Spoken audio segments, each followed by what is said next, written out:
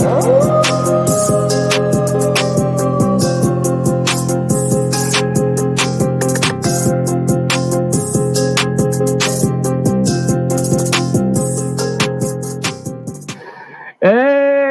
what is up? Episode 23, 23, 2 and 3, 2 and 3, 2 and 3, 23. We're back. We're back from. Let's just get this out of the way, bro, because this is some weird shit. How are you doing right now? I'm coming through it. I'm just about coming through it at the moment. Like, you can see my voice ain't back up to normal. But one thing obviously you're gonna mention this, but we both had COVID last week. At the same time, I think I got it maybe a day or two before you started feeling the symptoms. Yeah.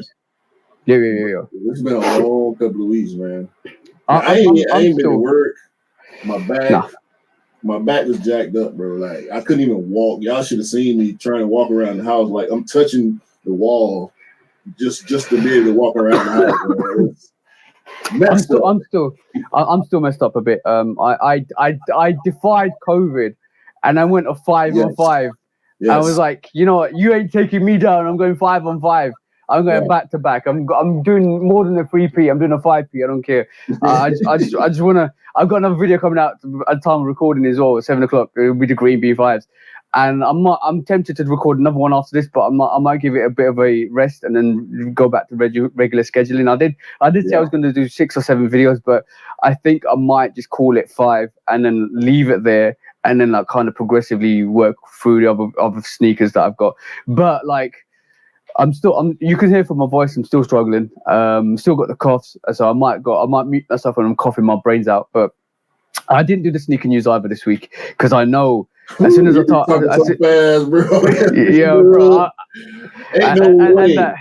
You'll be and that breath is getting, and my breath will be like, yo, no, you ain't doing this. I ain't doing this. Bro, so yeah, I can only imagine how many takes you'll have to go through just to be able to get it out because you talk so fast on the sneaker news. And with the because for me, it didn't affect my It only affected my breathing and my stamina for like the first 3 or 4 days. Yeah, same here. As soon as I was still coughing and nose running and stuff, but as soon as I started feeling better, as far as the respiratory part of it, my back just.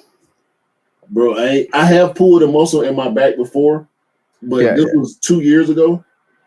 It felt like I had just pulled the muscle again. Like that pain, that 10 out of 10 pain from getting that injury came back full force. Yeah. It lasted for, I mean, I can still feel it right now, but it lasted for a good 7 days, 8 days. Oh, consistent, bro. Like consistent. I couldn't sleep.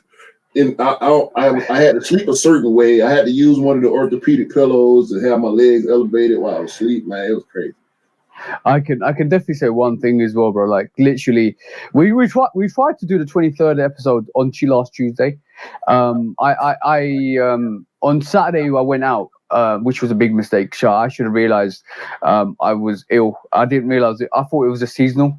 And when I came back home, my head was banging, bro. Like literally on Saturday, my head was banging. Sunday, I didn't wake up. I literally was. I tried to do stuff.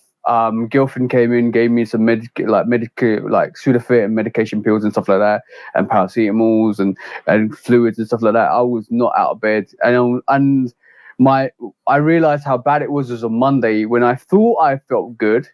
Yeah, and we were going to try to record. Yeah. Because I told you on Sunday, I messaged you. He called me in bed on Monday. And he was worried, crazy worried. He called me on bed and he goes, and he didn't realize I had COVID. And I was like, I answered the phone and I was like, my head was in my pillow. And he was like, you okay, bro? You're not up? I said, nah, I got COVID, bro. And he was like, oh, damn. So he called me this is what I love about the bros. Like, even like you guys that really know me, kept messaging me, kept looking out for me and saying, calling me and stuff like that. And you were like, "Yo, you okay, bro? Like, how you coping?" And ironically, my girlfriend was fine until like Monday, and then she came down with COVID, and she was bad, bro. She was really bad, really bad. And on Monday, I tried to get up out of bed, went to the toilet, brushed my teeth, and my left eye, this eye here, just went blurry, like absolutely blurry. The veins started popping in it, like not popping, like when you see electrical currents in your eye. That's what I was getting, and I normally get that before I get a migraine, and that's my body telling me slow down, go and take some sleep. But that was on Monday. My eye was popping, like all like electrical, like the veins were just popping inside. It looked like electrical currents were going through my eye. Bloodshot, exactly. And I was like, yo, I need to sit down. And then what I just did was, before I went back into bed, I got a lovely sofa bed here as well. You can just pull it out anytime I want next to my sneakers. So what happened was, I got my PlayStation 4, put it in my room, and sat there all day. And I'm the type of person, if I just sit there do nothing, I get really idle and I start trolling people. And this is why I was like, I can't sit here because I'll end up sending message to all the retail companies, to all the foot sites, and telling them they're absolute shit. They need to do a better job, and then start making enemies. So I was like, no, I can't do that. So I grabbed the PlayStation 4. Boy, I don't. I was about to give you the COVID yellow card. I probably. But I don't troll people. I troll big companies. I was like, yo, you do better. What the hell? You know what? I'm not gonna mention no names, and I'm not gonna mention anything in terms of any foot sites, any retailers and stuff like that. But there's a whole lot of bollocks out there, and there's a whole load of gatekeeping out there. And when one time in the live on Instagram, I did mention it. And I did say it, that there is a closed gate community, and if you belong in that closed gate community, don't be coming out and saying stuff to protect your closed gated community, because at the end of the day, you are biased to that community. So don't come out here and talk about all of this stuff about how this retailer or that retailer is trying to do their best, blah this and blah that. You are part of that closed gate community, right? You emphasize, and then this is me getting that up there again. Like, I shouldn't be saying stuff like this. I shouldn't be saying, but like any retailer putting themselves out there and calling themselves a community, right? And you say you're a part of the community, you're this and that, you want to help people, yet you have all of this behind yourselves. You create a boys club. You're not community. You're a closed gated community. You're not here for the people. You might as well just do what every other retailer does and just sell your sneakers on the sly and backdoor it, because at the end of the day, that's what you're doing. And this is why I have no time for bullshit. I have no time for these companies that call themselves part of the community, and basically you're creating a closed gate members club. Go fuck yourselves. That's exactly what it is, bro. It's like a members club where there's different levels of membership, right? And the people that got the premium membership, because it's a double-edged sword. It's some of these stores. I know of a couple stores like that. One in particular that I actually went to. Excuse me, that's local to me. They have they got a sneaker pass system, right? But I was just talking to Richard about, shout out Richard or Rick. This store is they put themselves out there as community based, but they got a YouTube channel where they do early reviews. They got a sneaker pass system where they reward loyalty and spending. They do purchase requirements for their sneaker pass instead of doing traditional style raffles where you enter and they pick through whatever system. And being that this store operates the way it does, I think if they did have a raffle or normal raffle system without you having to make a purchase to be able to buy whatever shoe it is on release, they probably wouldn't do that right, just because they catering to loyal customers is fine. Giving exclusivity is that's a borderline thing. You know what I'm saying? Because we try to be patient with the sneakers out. They tried to give us an explanation for exclusive access. It don't seem fair. It don't seem fair. It don't seem as random as these places try to make it seem. Just like with was it Atmos? I can't remember which store it is that makes people wear the shoes out the store. It must be Atmos. I think it might be Atmos. If it's not Atmos, I apologize, but that's not cool. If you claim to be community based, and we know reselling is a big thing, right? Reselling is, I want to say a necessary evil at this point, but I mean, some people love it, some people hate it, some people, it just is. I'm at the point now where I'm at it is what it is standpoint, especially since it's coming back around to where we starting to see stuff on the channels. I can like mark my words. Trends happen, stuff happens. Sneakers won't be trending in 10 years' time. There'll be something else, bro. There'll be something else, and we will still be here. We will remain. We will remain. Trends will come and go. Fucking sell suits came and went. You know what? This is what baggy jeans came and went, but they're coming back. You see what I'm saying? We will still be here, and at the end of the day, when it's all said and done, when all the trends for reselling vanish, because it will vanish, and it's starting to happen with GRs more and more since COVID's gone, right? It will happen. We will still be here.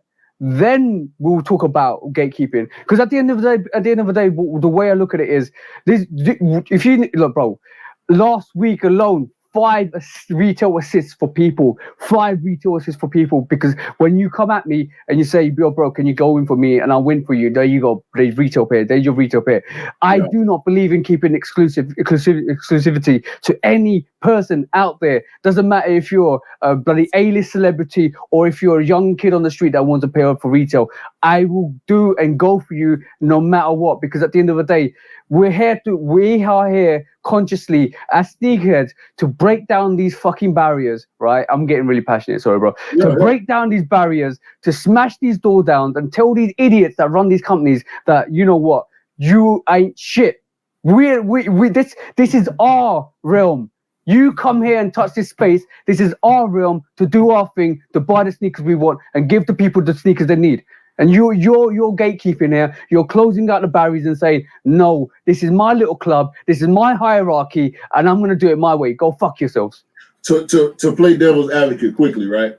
Because everything you're saying, I feel and I agree with, right? Resale created tactics. These companies, whether we can believe it or not, the companies that claim to be a help to the community, they talk about they're trying to find ways to get the sneakers in the hands of the people that really want them versus the people that are trying to resell them, right? I get trying to deter resale by asking the person or requiring the person to wear the shoe out the store. But we saw the videos, they go out and they stomp on the box, or they rip it, or they bend it up real bad and make you put the shoe on and make you walk outside in the shoe. Yeah. Like, bro, I love boxes. Look at your background. Look at my back. No, bro. I'm not stepping on the box. Anyhow, somebody told me, I'm gonna give you an example. Right, let me give you a prime example. Anyhow, somebody told me to, where's a Rui box? I'm just gonna say Rui 8. Anyhow, somebody told me to stop on my Rui 8 box. Wow. I will go ballistic. If you stomp on my Rui 8 box, I'm stopping on your head. I don't care, bro.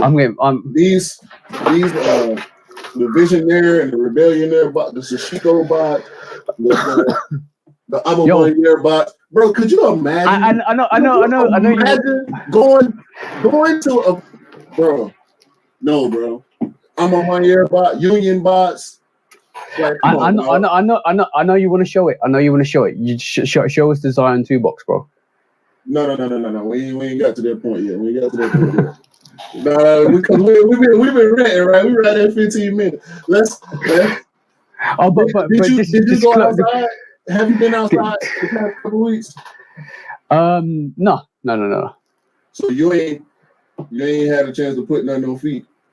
No, not personally. No, I haven't. Like, but I have kind of gone through a couple. Well, I wanted to wear a couple of sneakers, but obviously I've been bedridden. So, but just to close the argument on the whole gatekeeping and there's no. At the end of the day, if my comments hurt you, you're doing something wrong. If my comments are affecting your feelings, you're doing something wrong. Because I'm coming at it from a sneakerhead that wants to give sneakers and be able to cop sneakers for. My motto is everybody deserves to get the sneakers like because you deserve to get the sneakers you want. That's my motto, and I stand by it to the day I die. Because at the end of the day, that's what I believe. And if my feelings or my words are hurting you, cutting a dagger through your heart, you're doing something wrong. You're a sneaker humanitarian is what you are. So but the closing argument is not about sneakers alone, right? Humanity is a really bad thing about creating hierarchy within any single situation. Please, guys, like it ain't about who's got what, where, and how. It's about humanity. It's about us as a people that we need to stick together and create better situations for each other. It's not about I got this, you ain't got this. It's never about that. At the end of the day, death is a massive equalizer, and you realize when that time comes that commodity ain't shit. It's about humanity, bro. That's gonna be a thing forever.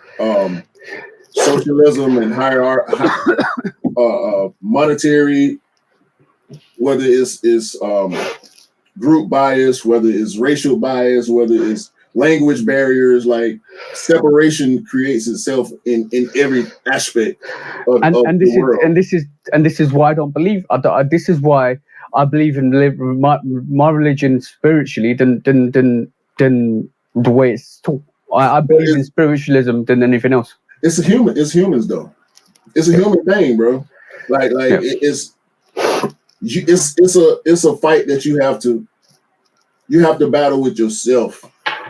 Before you have to get over that. Like myself, like I'm selfish by nature. I know that. You know what I'm saying? So with me knowing that, I have to constantly battle myself to not always put myself first. I mean, self-preservation is probably the realest thing in the world, right? Majority of people, 99% of the people on the planet Earth, you are going to help yourself before you help somebody else. It's only when it's not hurting you that you're willing to help somebody else, right? But people put value on time, on objects, and that creates a different mindset. You know what I mean? Yeah. And don't get confused. I'm the same way. For me, it's I want to help myself so I can help other people help themselves. No, I ain't talking about just sustaining your life. I'm talking about in just going out of the way where it doesn't benefit you. Oh, I've done that before. I mean, it's a conscious decision. It's a conscious decision. It's a decision that we have to make multiple times throughout the day. Do I open the door? Do I hold the door for this person and sacrifice these 2 seconds and that little bit of effort that's going to take me to hold the door? It's as simple as that. Do I let this person in traffic cut in front of me because I see that they have their blinker on? And I never tell people when I do it and how I do it and who I do it for, because that's not for me to shine a light on myself saying that I'm this holy righteous person. That I do it and then I do it in the quiet. I guarantee you, people look at you as if you do it for clout. I know that's not the case, but I guarantee you, people people that have an opposite mindset from you, because that's the way they think about it. People come at me like that before. Like so last year, there's a group of people in Instagram. We're not going to mention names or nothing like that. But last year, I helped how many people out with sneakers, and one of those guys came out and said, "Oh, why is Love Kicks Customs TJ helping all of these people? What is he getting out from it?" I had that thrown at me, bro. I had that thrown at me. That's a person that would never go to the lengths that you go to make these assists and these alley-oops, and they don't get personal gratification. They don't feel good inside when they do something good for somebody else.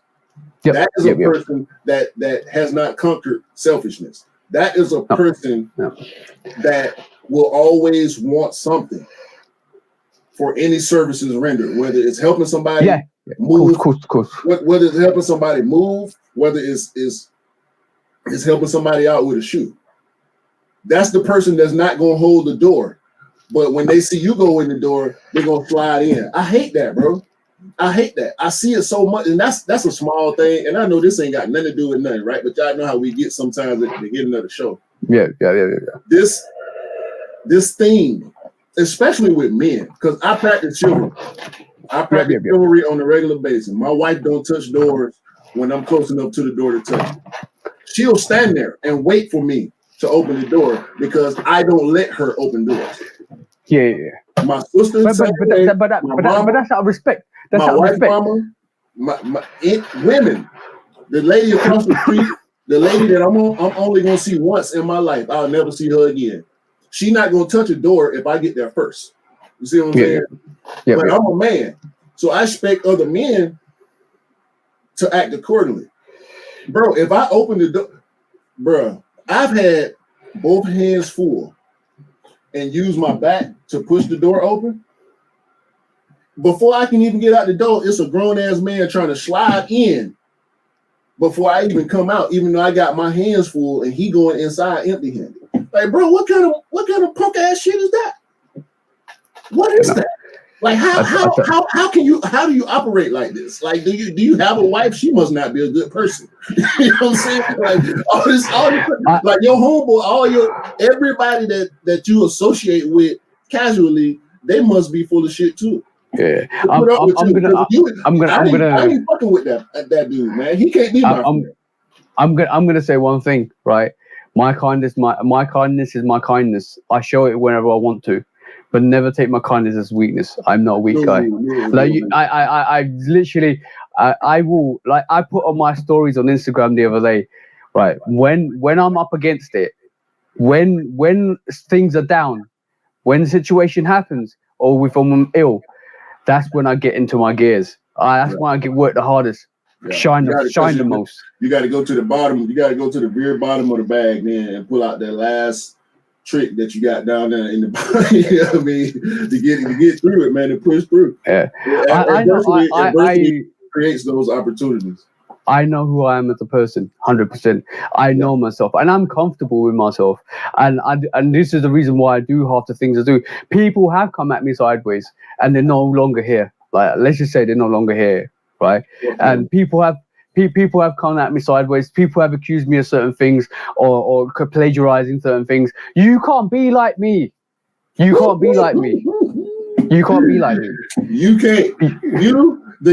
I know who we talking. We talking about the same people. We know. We ain't gonna put them on blast because they don't matter. But we telling our side of the story. I know. I've experienced it myself.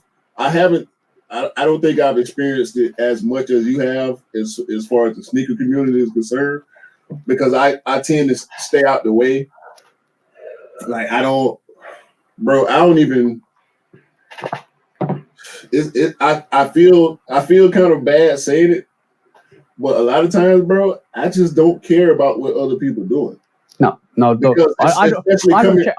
don't check on people. I don't check on people. What I do, what I will check on the bros. I will make sure I will sit here productively working out strategies for the bros to make them bigger.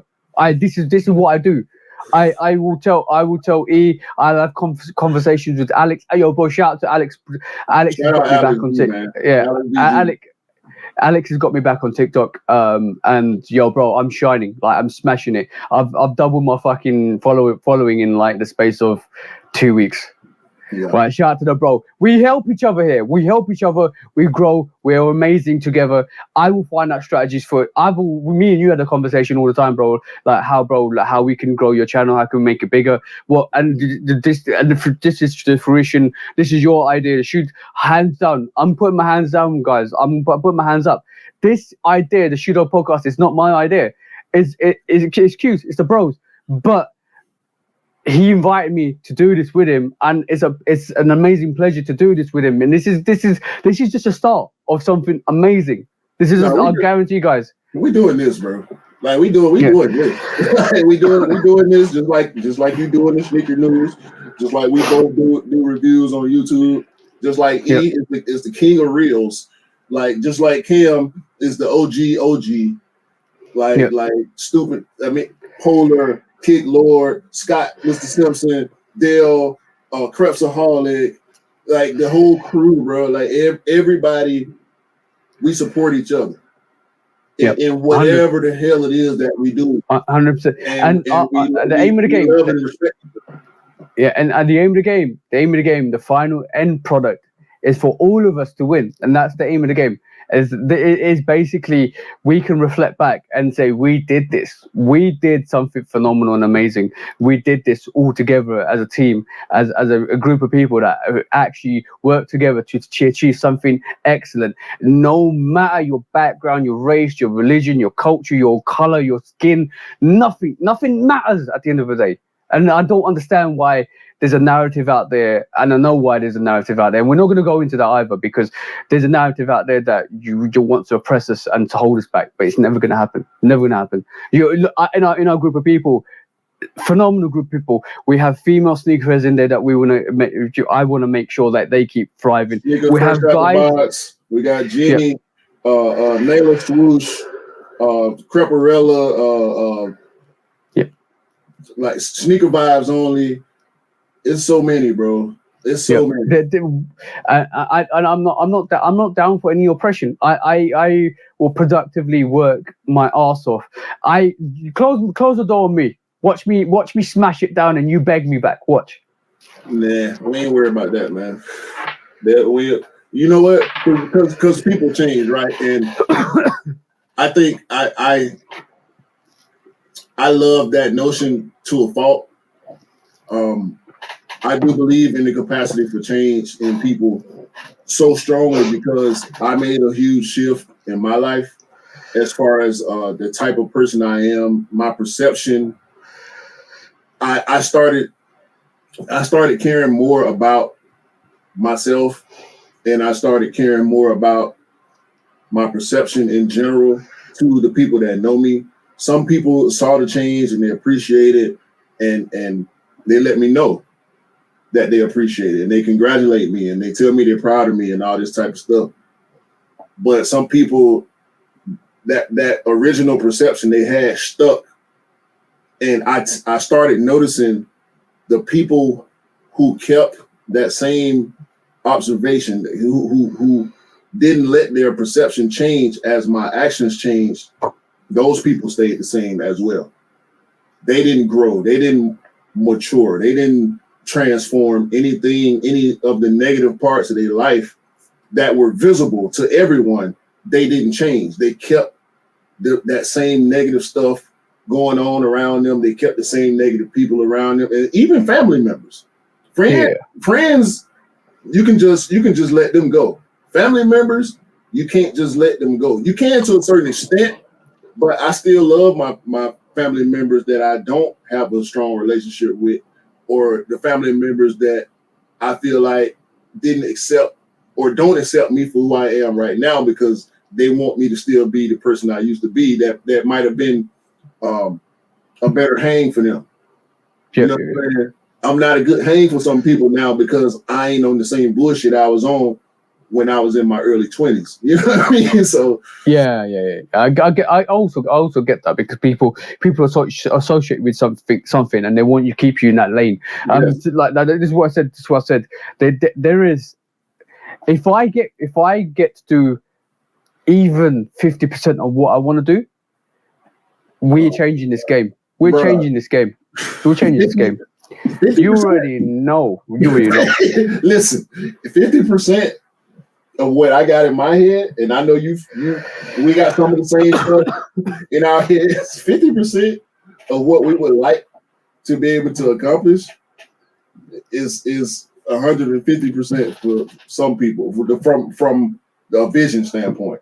You know what I'm saying? Yep. It's important, man, to try to support the people that support you. And listen, if you want support but you're not willing to give support, you can go somewhere else with that. Yeah. Just go somewhere else with that, because that's not cool. It's not cool. It's not fair. Life ain't fair. The world ain't fair. Okay, I get it. But we talking about decisions that we are making consciously, not stuff that you can't control, not stuff that you can't change, stuff that you have full control of. Don't ask me to repost you or share your story, or don't send me your whatever you got going on if you ain't never hit the button on none of my stuff. And I'm just talking IG with that and YouTube. If we can't do a fair exchange, listen, I'm not asking for it, but don't ask me for it if you don't give it to me. Nah. I ain't asking for it. I'm not jumping in your DM to push my content. You know what I mean? You know the be and end all of my existence on this world. I just want to make that one person happy in their life. That I know that I did something good for somebody in this world. Oh, we're doing that thousands of times over.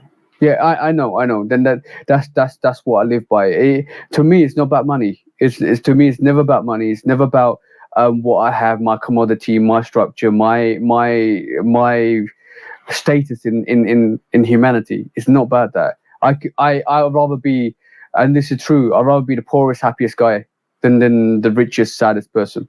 See, your character bank is full. Your character bank is full and damn near overflowing with good qualities.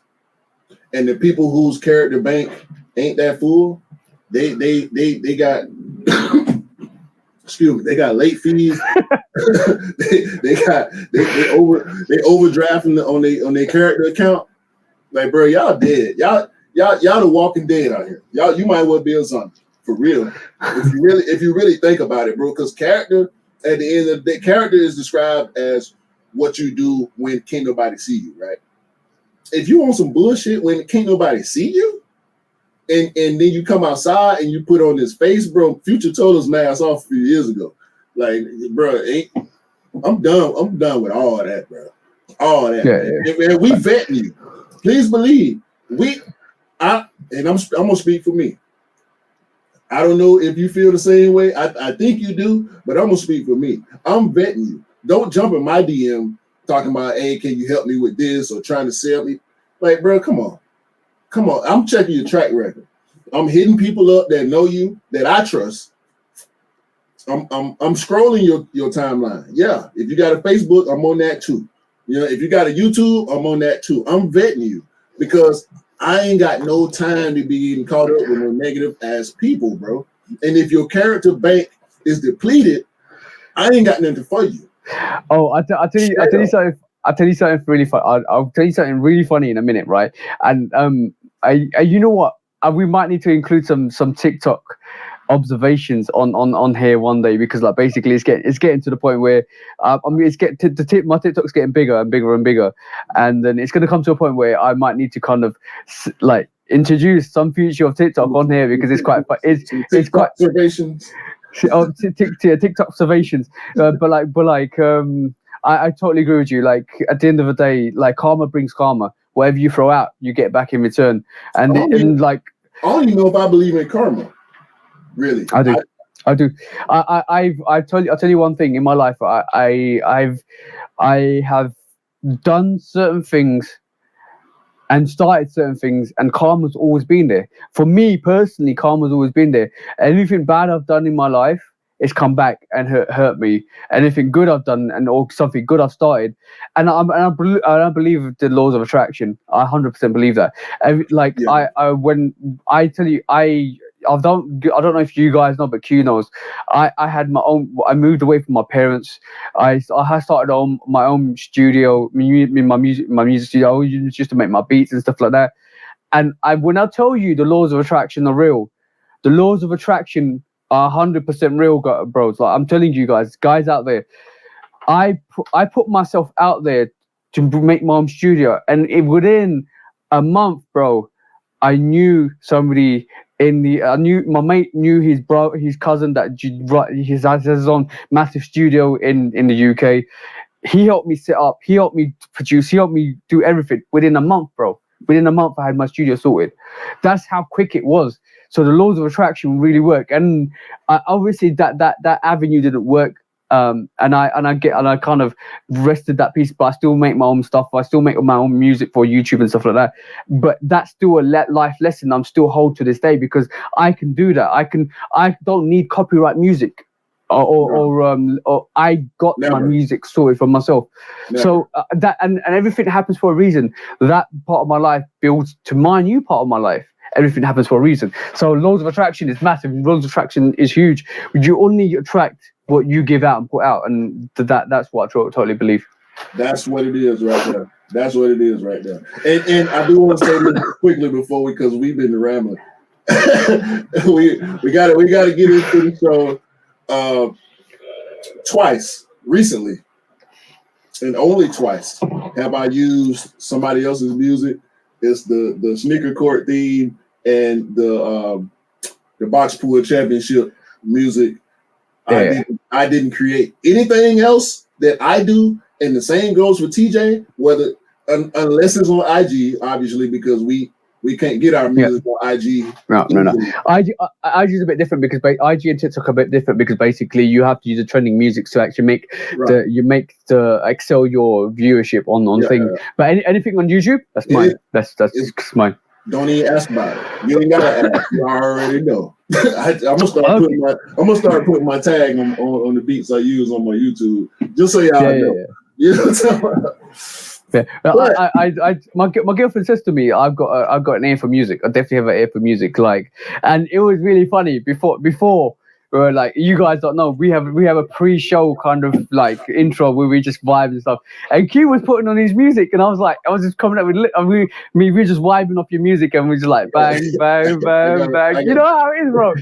I gotta stop playing beats. And we will in the future collab on some music for sure.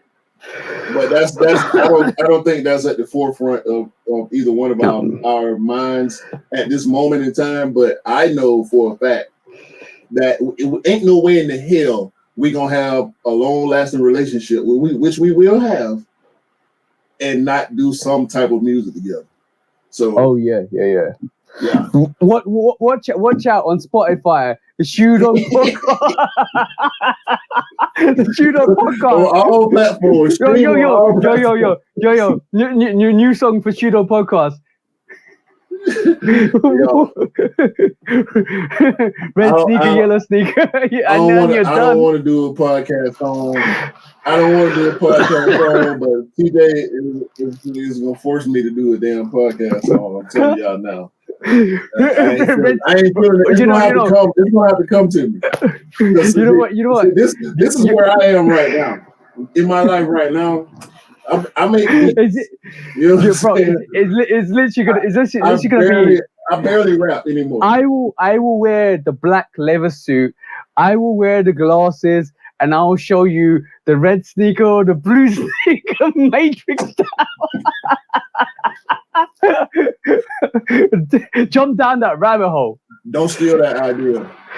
Do not steal that idea. You heard it here first.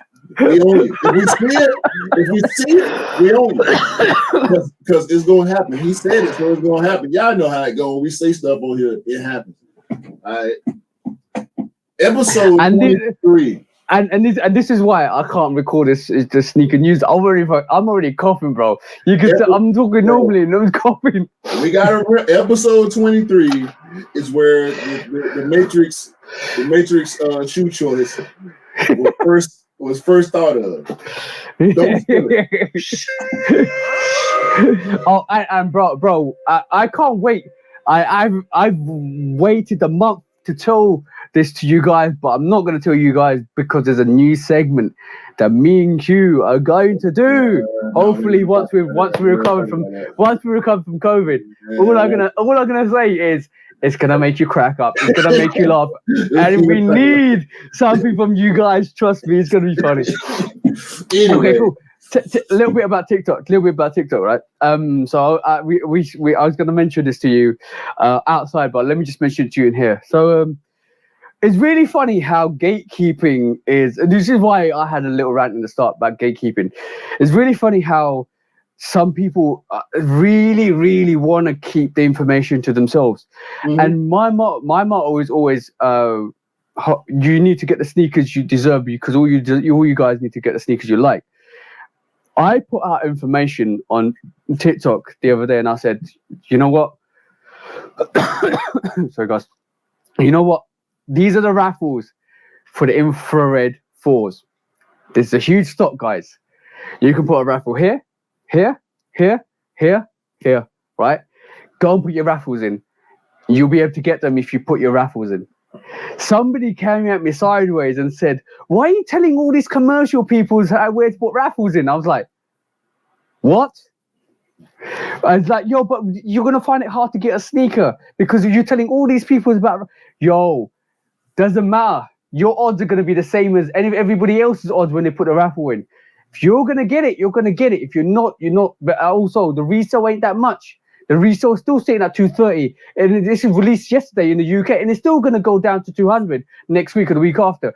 But you're telling me that I'm not supposed to tell any of the people that really want to know, because some of the people out there don't know what to do when it comes to raffles and don't know. So I'm helping people out here to try to get the sneakers they want, because basically everybody deserves to put in for the sneakers they like, right? And thankfully enough, I won because that was quite good to win off the sneakers app, right? Thankfully. But thank you, sneaker gods. But what I'm saying is, don't come at me like that, because I will help anybody out. Doesn't matter if you're non-sneakerheads, doesn't matter if you're a sneakerhead. You deserve the information is just there. They can do this, they can do the research themselves. Why are you scared for me to tell people about the fact that there's raffles out there for infrared 4? And in reality, only my TikTok is designed for sneakerheads. So a sneakerhead is gonna know where to put those raffles in the first place. I'm just reminding them. Exactly. And the few people that actually care to gain the information, they're probably already looking for it. I struggle with that also, because in the US it is so tough to get sneakers. Yeah, of course it is. It's to the point where now I don't post. I used to post my W's and L's. I don't even do that no more. Like we know. If you know, you know. If you want to know, you can find out. So it kind of is what it is with information. I've never been the broadcasting information guy, so that's not something that I'm going to start doing unless I feel it. Yeah, but I don't see nothing wrong with that. No, we didn't talk about the Rui 8s. I'm not gonna lie, I forced us not to talk about the Rui 8s, and guess who didn't get Rui 8s? Karma. This is where I believe in karma, bro. Because karma is like, yo, you want to keep this silent? I'm gonna keep you silent. See what I'm saying? So guess what? The Jordan 7 citrus is coming. Everybody go for the Jordan 7 citrus. It got pushed back for the US. It's still, I think it's still on schedule for the UK. That resale price was up here for £700. Bang, bro! It just went off the cliff. The old pairs. Yeah, still, no. The old pairs are always gonna retain the price. The old pairs are always gonna retain the price. Like but the retros are just falling off that cliff. They literally went from like 700 to about 200. Early And I'm parents gonna getting out tell, too. hey, I've seen a lot of early parents getting out too. and I'm gonna say this. I'm going to get that retail pair, and I'm gonna get that sale pair when it goes on sale. I'm gonna get that sale pair, and that sneaker, the sevens always go on sale, bro. We've seen it with the Greater Chinas, we've seen it with the Flint sevens, we've seen it with loads of sevens. There's a Ray Allen sevens I actually got on sale. Yeah, the PSG 7 went on sale. So that sneaker, the Sapphire 7. yeah, they wouldn't wait. Yeah, bro, they're still sitting. Like all I'm saying is, not a lot of people feel sevens. Now, it might be a bit harder to get these Citrus 7s. But I still think I still think that this sneaker is still going to sit, and it'll sit to a point when it might get on sale. They will still happen with the Bulldogs. It'll still happen with the Citrus. It'll still happen with the Raptors. It's still going to happen with all these 7s because there's no hype behind these 7s. These 7s. I don't think it'll happen with Bordeaux or Raptors or Cardinals. I don't think so. Cardinals will go. Like Bordeaux too. Bordeaux, I don't know. Bro, I don't know. We just seen the PSG 7s sit. That's very close. The PSG is not a Bordeaux or a Cardinal or a Raptor. No, I mean, we're talking OGs now. Okay, cool. I will put my little caveat on here, right? Because I do believe they will sell out in the US. They're gonna sit over there. Yeah, they're gonna sit over there. Yeah, not here. I like this line. I like this line in the podcast here, right? Because this is the dividing factor. Your side there. You're talking about when we talk about sitting and selling, we're talking about Europe and US and UK, Europe and US. And I do believe in the UK, Europe, those 7s are going to sit. They'll be easier to get. And in a matter of fact, I will cop on all the foot sites, and then I'll probably end up going to the shop on Saturday and show you guys they're actually sitting, right? And I do believe those 7s will sit. Like in the UK, Europe, not a lot of people feel 7s. The 7s is not the sneaker for a lot of people. And a lot of people's silhouettes selection stops at 4, maybe 5, pushing 6s, 7s no, 8s no. And go on, bro. No, I was about to say we got to push back into August. Yep. So if they sit there and go on sale, I'm gonna send you a pair. Yes, yes, because they will be hard to get. They're getting hyped. They're getting pushed. The early pairs coming out is they being advertised. Let me talk to you about these Citrus 7s, right? I love that yellow and red on the midsole. I love that yellow and red on the back. I love the yellow stitching on that black, bro. That's a sexy sneaker, bro. You know, that's my Hawks colorway. Like I got to have them. That's why I love black and yellow sneakers so much, because they go right in with that Hawks colorway. Okay, we talk about black and yellow, yeah? We're talking about black and yellow, yeah? A little bit. Dang! The Taxi 8, bro. The Taxi 8. Review coming soon, guys. The Taxi 8, bro. Bro, that first of all, it's a women exclusive that they didn't do extended sizes on. So yeah. And they didn't even release in the US. I don't know if they are going to release in the US. Oh, they are. They're releasing in the next couple of weeks. I ain't seen nothing on them yet, because I stalked the release calendars. But bro, if you like 8s, ain't no way in the hell you don't like that. That's crazy, bro. The two different colors of yellow. Man. So this is a Taxi yellow. This is this is what we're gonna get on the Taxi ones. This is like orangey yellow. Right? This is an American Taxi yellow, but also infused in that is a Volt yellow here. It's beautiful. It's gorgeous, bro. It's gorgeous. Like you can see from that. You got that's all leather. But one thing I'll leave for the review. But one thing I'm definitely gonna say, I'm a bit disappointed about the leather.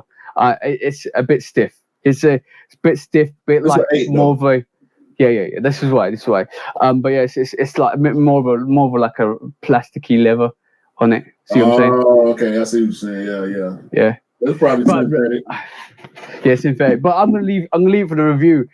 But bro, welcome to the age of the eights. They're coming up with more and more eights, bro. I'm happy. Like Rui 8s was a must. Bro. These taxi 8s are dope as hell. Them hard, and bro. And sorry, ladies. So I'm so sorry, ladies. I have to go for the women's. No. Actually, I'm not sorry. I'm not sorry because they're still sitting. Exactly. So I'm not sorry because I got my size, and you know what is really funny with this release? They did anything above 8 wasn't on the actual sneakers, and I kept refreshing. I was screwed. I actually put a note on Instagram saying, "You bastard, where's my size?" And then you shout to Benzino. Benzino is a real one as well. Benzino is the bro. Yes. He got his size. And he kept telling me, keep refreshing. They might have a late stock. Keep refreshing. And all of a sudden, it just popped up, and I was like, "Yo, this is mine!" Damn, dope sneaker. I love it. I love that, man. The sole, bro. Hit your soul where it hurts, bro. Eights are so underrated, bro. The cross straps, like the mud guard on the heel, like 8s are so underrated to me, bro. That's smooth. That smooth toe box, like the 6 and the 7. Booty action. They look like Batman shoes. Yeah. That's 100%. What Jordan 8 is what Batman would wear if he was in the sportswear. 100%. That 8 is gorgeous, and the guys, like, if you want the 8 is still sitting.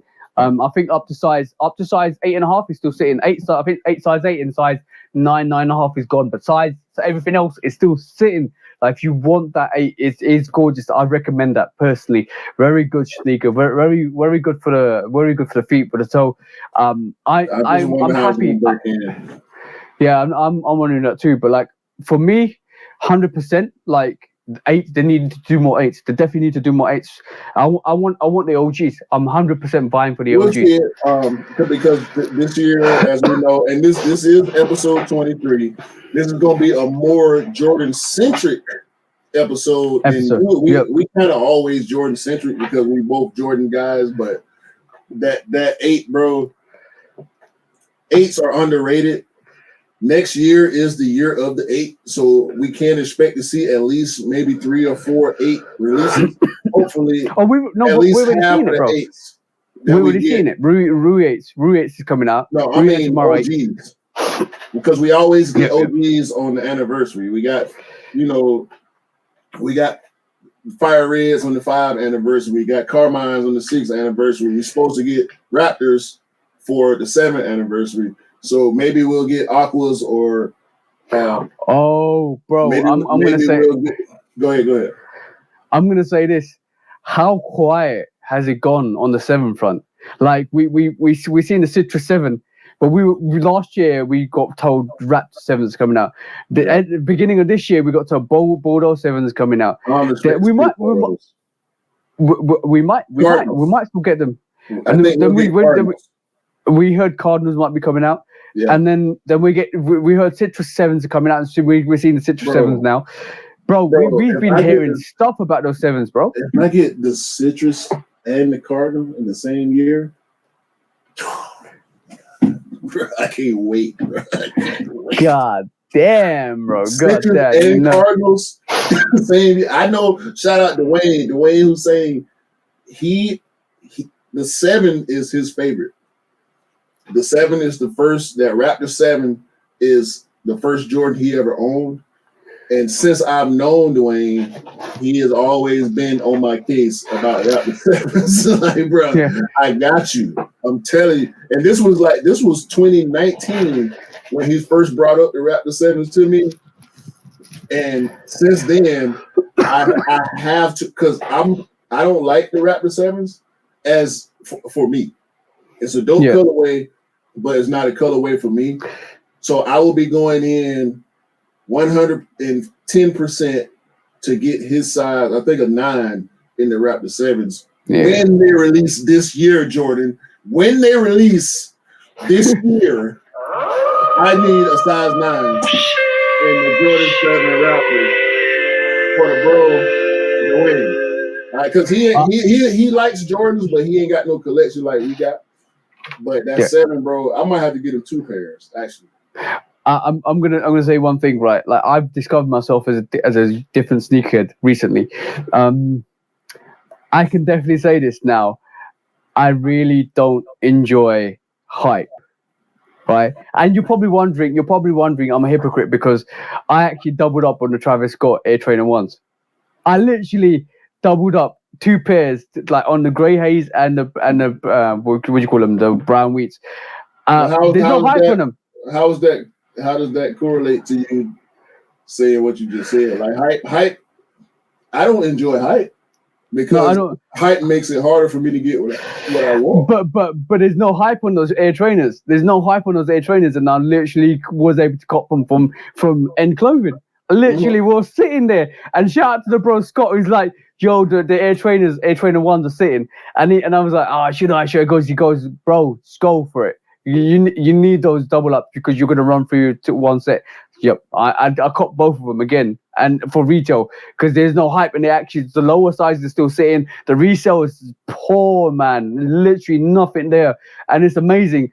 Because then I sat back and I realized, right, and this is why I believe I've changed as a sneakerhead recently as well. Because photon greys, midnight navies, chlorophylls, dark smoke greys, honeydews, corianders, all of them are going on sale. And you bought them all at retail. I bought them all on retail, but I don't mind that. It just means that I would probably pick up 1 or 2 second pairs for the gym because they rate or 70 quid. So does TJ stand for trainer junkie? Yeah, trainer junkie. We got him. Sure. That's it. That was 6 pairs, right, of trainers, right? I've just talked about, and then two Travis Scotts. That's like 8 different silhouettes. Yeah. But I picked up 2 more, which that means 10 Air Trainers in the space of 6 months. Like 3 months. And then this has been like 3 months, bro. It ain't been that long. No, don't do that now. And then on top of that, sorry, Marcel, sorry to your daughter as well for influencing your choices on Air Trainers. Also on top of that, right? We're not going for Marcel shit. Marcel, you gonna stop trying to blame us for these cops, bro. We're not going for that shit, bro. We not. I bet look. I'm doing disclaimers for Marcel from now on. And also, I'm waiting for the emerald green Air Trainer 1. It looks like the grey haze, but it's a green tone to the Air Trainer 1. It looks gorgeous. And then Scott knows I'm the Air Trainer guy because he sent me another variation of the Air Trainer. It's like this brown furry Air Trainer with the blue midnight navy. You even got E on the trainer right now. Oh, bro, he wants another photon grey. Trainer junkie, man. That's what TJ means, trainer junkie. And then this is gonna roll up into what you're gonna talk about now, and what you're gonna showcase now, because I realized when I saw this sneaker, I needed this sneaker, and I was like, yo, that's dope. Yes, there you go, guys. That sneaker is dope. Dope sneaker. It's like, go show them, bro. You know what?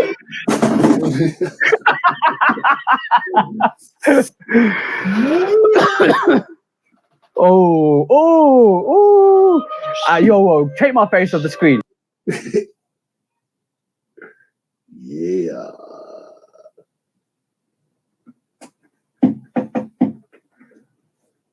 Zion 2 Voodoo. You know why I love that sneaker, bro? I'll tell you why I love that sneaker. What do I love about sneakers? I know you like straps. Yeah. But What I also else, bro? know you like earth tones. And keep it coming. Keep it coming.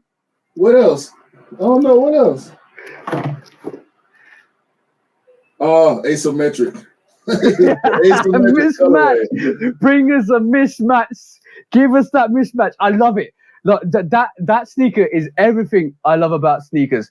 That looks like an Air Trainer, right? It SC is. High. That looks like an Air Trainer SCI. It's got the strap. It's got the earthy tones. It's got everything I want in a sneaker. And when you pulled out the other day, what did I do, bro? You copped. You copped. Within 10 minutes of this match, because now let's go behind the scenes, right? Let's go behind the scenes a little bit. We talked about this shoe on the podcast maybe a month ago when the pictures first came out, and I said to TJ as I showed him this picture, I'm really interested in this shoe. Yeah. It was the first time we saw it. I can't remember the person who was responsible for the pictures, but it had the whole desert aesthetic with it. It was a dope photo shoot, right? About 2 weeks ago, I decided when I started seeing the official pictures and the box and the insole and all that, I said, I'm getting those. I got them. We were recording a joint review, and my doorbell rang. No, actually, I got a notification. We were recording the Midnight Navy Sixes. Yeah. And your doorbell rang. The video was over. We were done recording. We was just chopping it up like we do all the time. And I got the notification. And yeah, Laser Ship has gotten better. I got to take some of the salt off. Yeah. I got to take some of the salt off Laser Ship name, okay? Yeah, because they arrested the warehouse manager that stole everybody's sneakers, bro. They arrested him, so it's better now. It's better now. Laser Ship is on point. I think actually this funny. Out of the last 5 pairs I got, 2 of them came through Laser Ship and 1 of them came through DHL. So out of the last 5 online cops I got, 2 of the worst shipping companies were responsible for delivering my shoes, and all 3, it was early, it was on time. Actually, that the clot situation, my stuff got delivered to the wrong place by Laser Ship.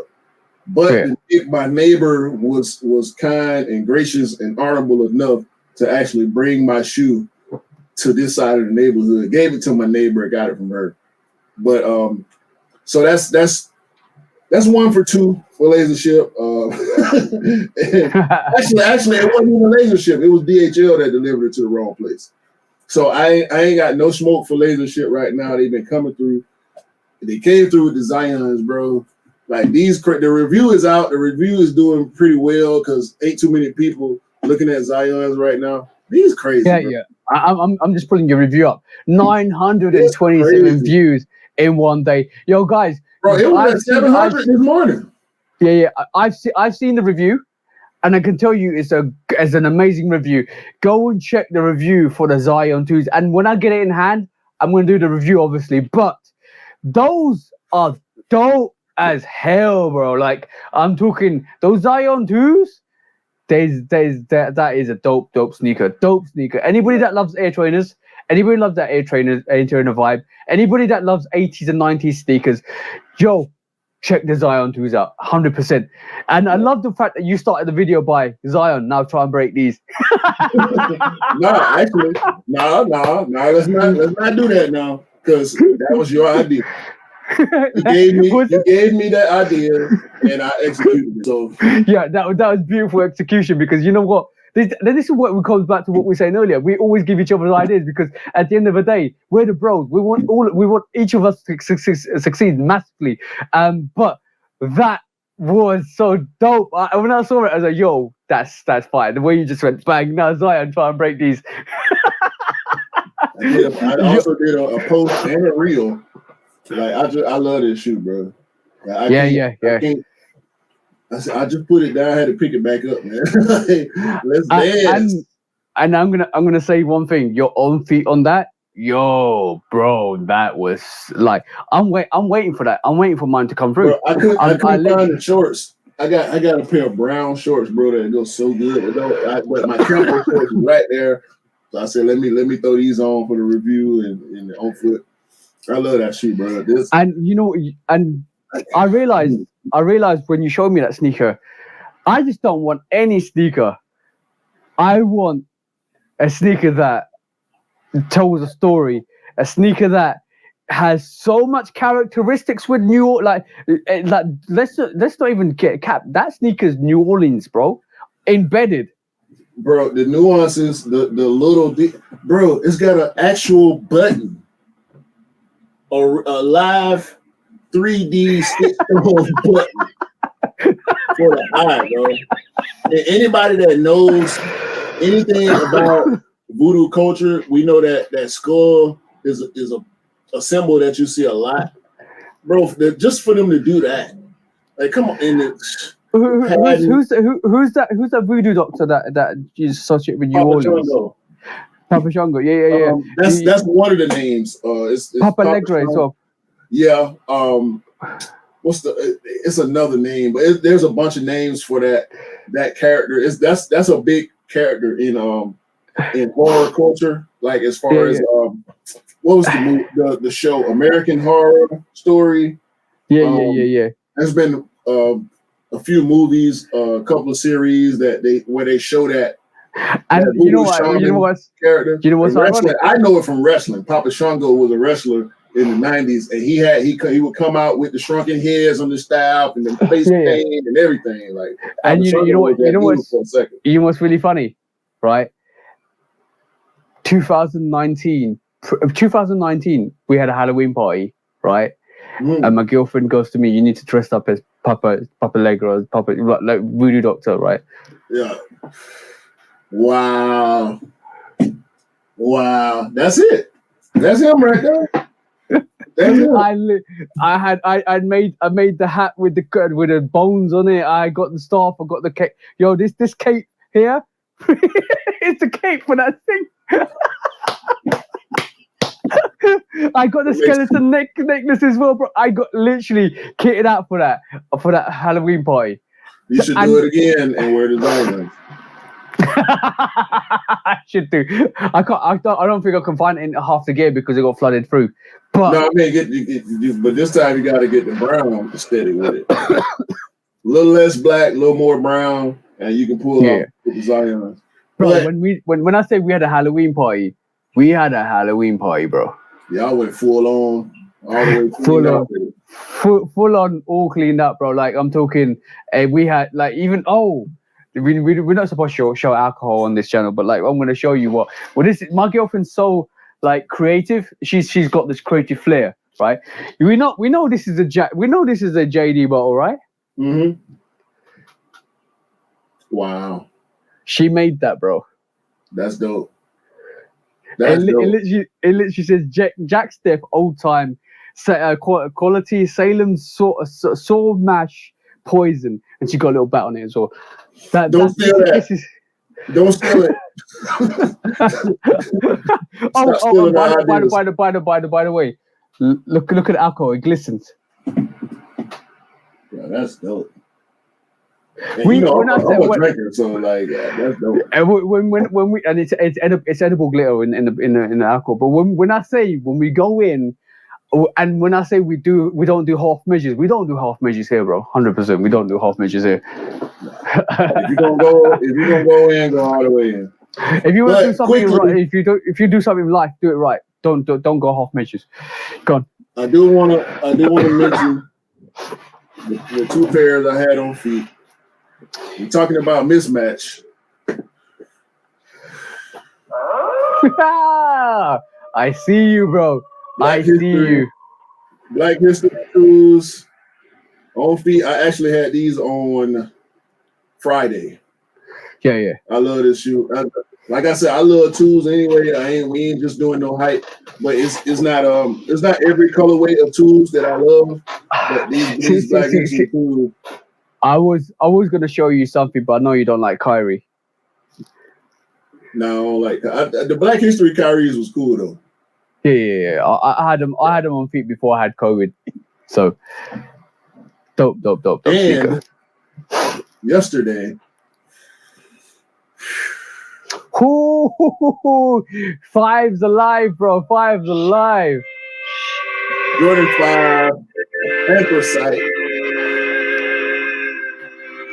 with the light up netting, with the color mismatching that we never seen a colorway like this on a 5, where we got that gray on the toe and the gray on the heel and the collar and all that. You know what? The mesh, bro. When I did this on the review. I reviewed this shoe when it came out last year, I think. Bro, where can you do that to a Jordan 5? No, you can't. And not cringe. You know what I'm saying? Like mesh, bro. On a 5, I said, I'm in. Give it to me. Bring it. Please bring it. I want to see more 5s like this with this type of colorway. Okay, cool. On that note, just little kind of taste teaser thing that we like. I kind of would try and bring it to TikTok because that's the stuff I bring to TikTok. But a little teaser for you guys. And this is shout out to Scott Simpson, because he sent it to me because he knows I'm a 5-head, and he knows that you're a 5-head, bro, as well. Because he sent me a little glimpse, and you looked at it yesterday, and you said you believe it when you see it, and I said yes, I want to see it, and you was like, so do I. We might be getting a black metallic Gore-Tex 5, bro, this holiday season. I'm down when I see it. I'm down for that. Hopefully it's not the same materials as the Gore-Tex ones, because they say the materials on those are horrible. Hopefully Jordan Brand learned a lesson. On this episode 23, I'm gonna wish them the best when it comes to the materials for that Gore-Tex 5. So I want them to do the winterized version. It won't be called the Gore-Tex 5. I think they'll do a winterized 5 because I think that's due now. And if it's coming out in full time, I think it'll be the winterized 5, but it'll be made of Gore-Tex material. And that's dope, bro. I'm looking forward to that. I've seen the winterized 4s, I've seen the winterized 12s. I want to see 14. The winterized 5s, 14s. I didn't get the 14s for some reason, but I want to see the winterized 5s, bro. Yeah, and it's supposed to. Dope. It's supposed to, from the pictures that Scott put up, it's got Gore-Tex where this 23 is, where the PE stamp. So I want to see that. I want to see that. But again, this is episode 23. 23. So we got some 23 related topics here. First of all, we want to get into some history. Yep. On the one, we're gonna do the 1 through 14. Hopefully, we can get through all of them before the end of the episode. Yeah. Let's just quickly get through. Let's get through 1 through 5 at the moment. So I got something else to go along with the history of it. So go ahead and take off. So we know the classic silhouette, the Jordan 1. So both Michael Jordan, the first Air Jordan shoe, burst into the NBA scene in 1985. So we know that, everybody knows the history behind that. But basically Jordan was named Rookie of the Year in that sneaker as well, and it was basically banned by the NBA. But there's rumors and contradicting information that the Air shit was banned because that was the first model that the NBA saw. Then it transpired into the Air Jordan 1, and then we had a commercial for the. It was the Air ship. It was the Air ship. Yeah. So we know the fact with the Air Jordan 1, that was actually what the emphasis behind the Air Jordan 1. They can't stop you wearing the sneaker you want. That comes from the Rebellion Air, which was released this year. And obviously we also know that the banned sneaker, the red and black sneaker, was affiliated with the Air ship. With that, what transpired into the Air Jordan, that Jordan brand and Nike at the time made the commercial for that sneaker to be like iconic in history. And this is the discussion we always have, is what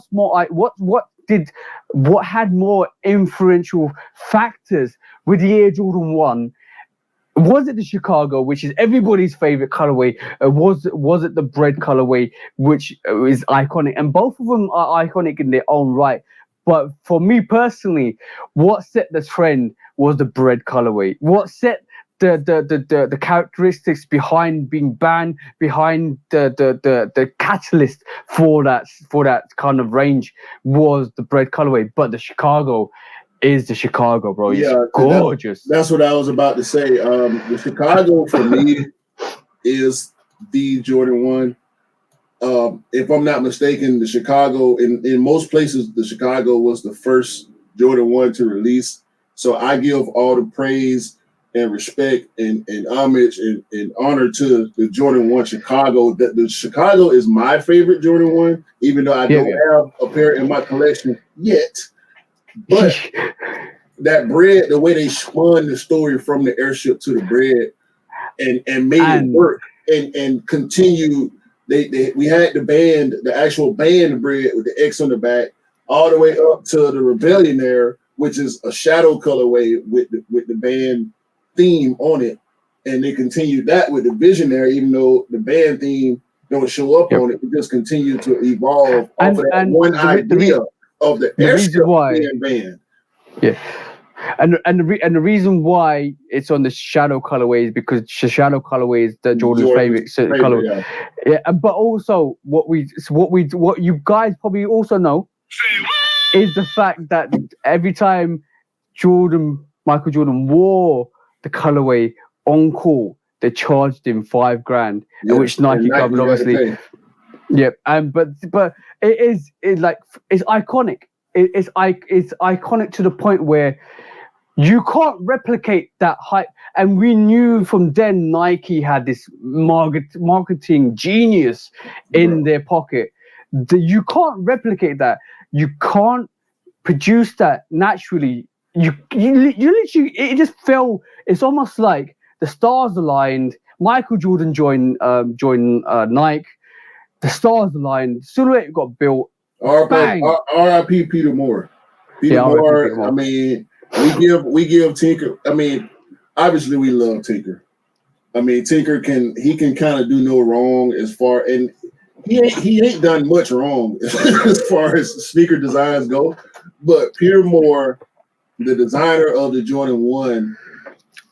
Oh, and the Air Force One. And the Air Force One. For all that Tinker has done for Nike and for Jordan Brand, Peter Moore, he got to be at least on par with Tinker Hatfield because of the Jordan 1. Bro, he's designed two of the best. He helped Tinker with the 3 because he was still on the team, but we'll get to that later. And let's put it right. He's designed one of the best silhouettes in history with the Air Force One. Yeah, between the Air Force One and the Jordan 1, like you can't. What can you say about Peter Moore? No. Now, I need to know from you which colorway out of 2. You know what? 2. I'm gonna go 2. Now we're looking at OG colorways right now. For those that can't see, we're watching. We're looking at OG colorways of the Jordan 1 highs and lows because lows were a thing. For those of y'all that don't believe, and this is a little personal to me, lows were always a thing. Yeah, of course it was. Don't get out here acting like lows are less than. Now, there's a difference between retro lows and OG lows, but Jordan 1 lows have been a thing since the very beginning. All right, so let's not do that whole lows. I'm gonna say one thing, right? The neutral grey 1 lows, but that sneaker. When they released that softer, that sneaker was softer than the cow's back hide moisturized with manure all day long, bro. Like that was buttery, bro. So I want to know from you. I'm gonna give you 3 on this one. Okay. I think I've already given my answer, but I think I know what your answer is gonna be. Chicago's, black toes, or breads for the Jordan. Are you telling me loose chews or dump here? No. Just choose. No, there's no lose. There's no dump. Just a choice. Okay, cool. So basically, in order, yeah, in order. No. One. I can only choose one, yeah. Bread, Chicago, or black toe. Damn.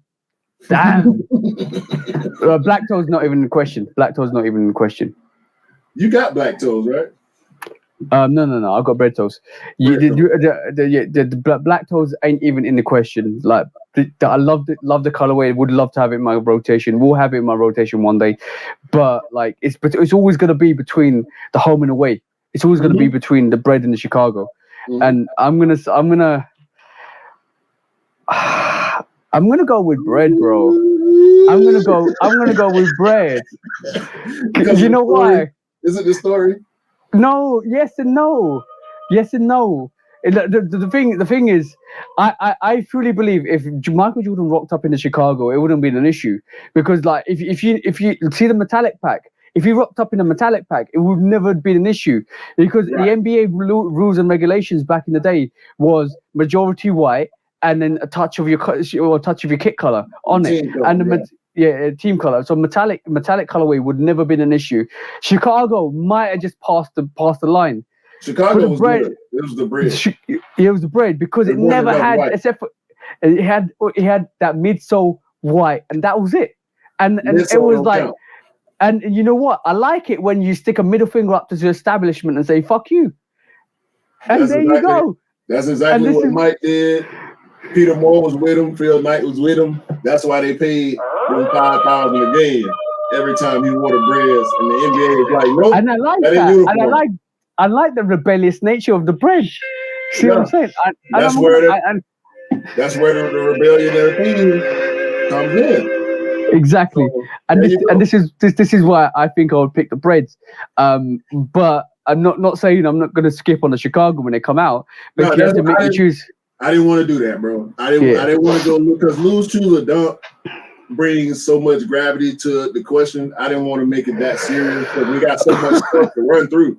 But if you had to pick one from the metallic pack, which one would it be? Oh, that's a good question. I would I would pick the metallic red. I would probably go with the reds also. I'm leaning towards the metallic royal. I was leaning towards the orange as well, because that Nike orange as well, bro. Hey, man. Hey. So look, now we're going on to the twos. We're going to the two. So the two was set the tone for a lot of the sneakers going forward as well. The quality of the materials, the cutting edge technology, the elegant design on it as well. But basically, do you know what retail? Yeah, the materials were crazy on that. It was also designed by Peter Moore. Italian. Yeah, exactly. We'll go into that, but also we said Peter Moore and Bruce Kilgore basically designed the Jordan 2, and it basically was made in Italy. It was the first probably Air Jordan to cross the $100 mark. And it was basically the Nike. You had the iconic Nike swoosh, ditched the iconic Nike swoosh on it. Now, basically, commercialized in 1986. It features MJ effortlessly walking through air and throwing down his signature Rockabye Baby dunk, and that's Wings logo on the back instead of it. Is a good silhouette. Is a very, very good silhouette. It's not for me. It's not my cup of tea. It's not my cup of tea. The Chicago 2, like I don't even like. I don't like the home version. It's that white, red, and black Chicago 2. For me, is the greatest 2 ever. Collab, OG, retro. That Chicago 2. So. We only got 2 options here. We got highs and lows, but I'm not gonna make you choose. I wanted to say highs or lows, but I love both Chicago high and low equally. So of the 2 colorways that we got on screen, the home and away, what you picking? I'm picking the Chicago 2, bro.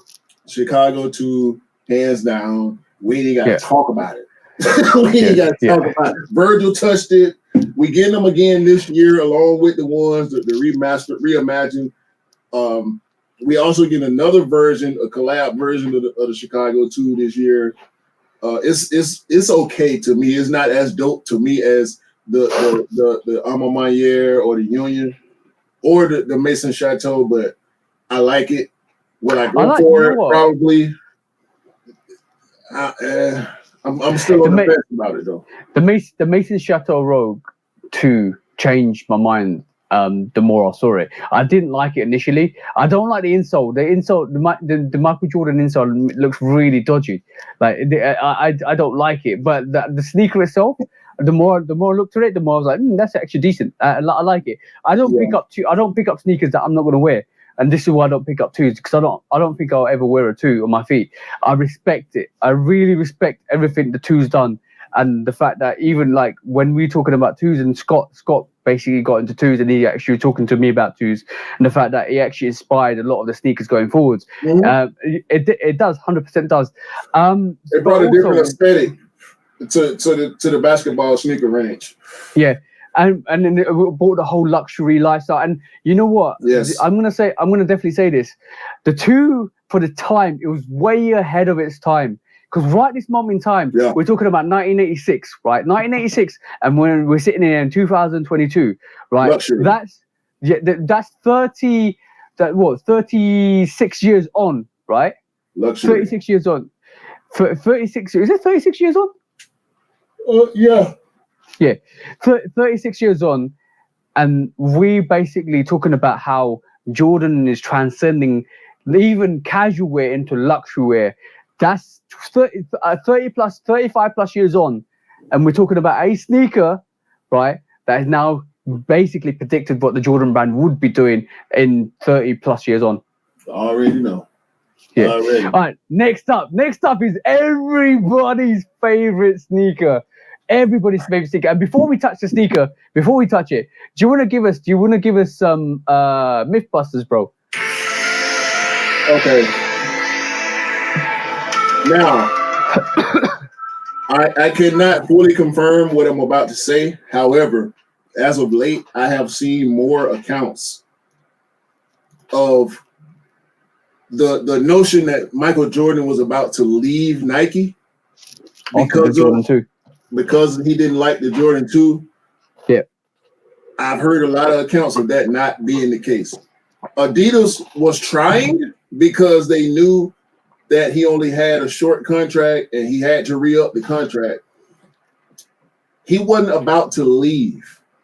He wanted to find out what Nike had in store. I think he was heavily involved in the design process of the 3.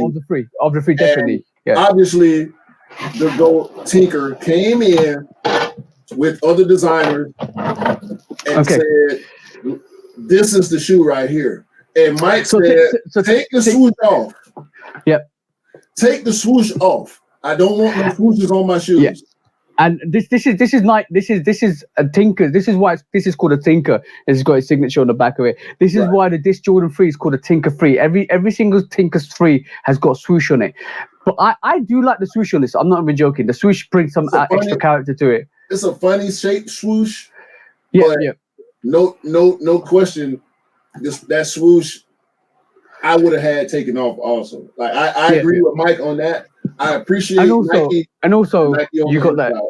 I like that touch on the Nike on the inside. I'm not even joking. That touch I would have kept. I would have kept that, for sure, especially on the medial side. But yo, bro, hold on. Mike didn't want those swooshes on the outside or the inside of the shoe. He went with the Nike logo on the back, which is the greatest. I mean, like that Nike Air on the back. Bro. How underrated is this sneaker? It's not. It's not, bro. If you underrate a Jordan 3, something wrong with you. No. This Tinker 3 when it came out, and so except for the Justin Timberlake 3s, every other 3, even the beige 3s that came out, the Tinker beige 3s, they sat like I'm just saying, bro. That combo with the red tab and the white Nike on the back, that is some sexy ass shit, bro. That is everybody's lunch. And like, this sneaker is so underrated, like in terms of what it does. I don't know why I love this sneaker so much. I'll never get rid of this sneaker out my range. Absolutely no. This is definitely one that's always going to rock my feet one day from time to time. It is gorgeous, bro. It's gorgeous sneaker. Absolutely gorgeous sneaker. Bro, you can't hate a 3, man. We got some misses. We got some misses on some colorways on the 3s, but we got misses of every silhouette, bro. I'm gonna definitely say one thing though. I did hear that Jordan did sit down with Adidas during that time. That's possible. I'll go for that, because again, it was the negotiation process. Nike had to bring it, and they did. And I don't think there's anything that Adidas could have came up with that compared to the Jordan 3. I'm sorry, it's not possible, bro. So I'll give you a back. Converse probably would have came up with a better idea for the Jordan 3 than Adidas, because Adidas, the way they do things is so left from how Nike does things. But by the way, I know for a fact, right? I love doing some reading and research. I know for a fact Adidas brought Reebok, right? They actually physically went and bought out Reebok because they thought Reebok was a Jordan killer. Yeah, just like Ruben Patterson was the Kobe style. Like, it couldn't that for a fact. Couldn't nobody stop Kobe Bryant from going off, and ain't no way in the hell any company was gonna stop this Jordan 3 from doing what it did and becoming what it is for the sneaker culture and for the Jordan sneaker fan. Like, the 3 is a lot of people's number one silhouette when it comes to Jordans, and I can't blame them. It's not my number one, but I can't blame anybody that's shout out Scott, man. Yeah, shout out. I have look. I'm gonna pull one sneaker out.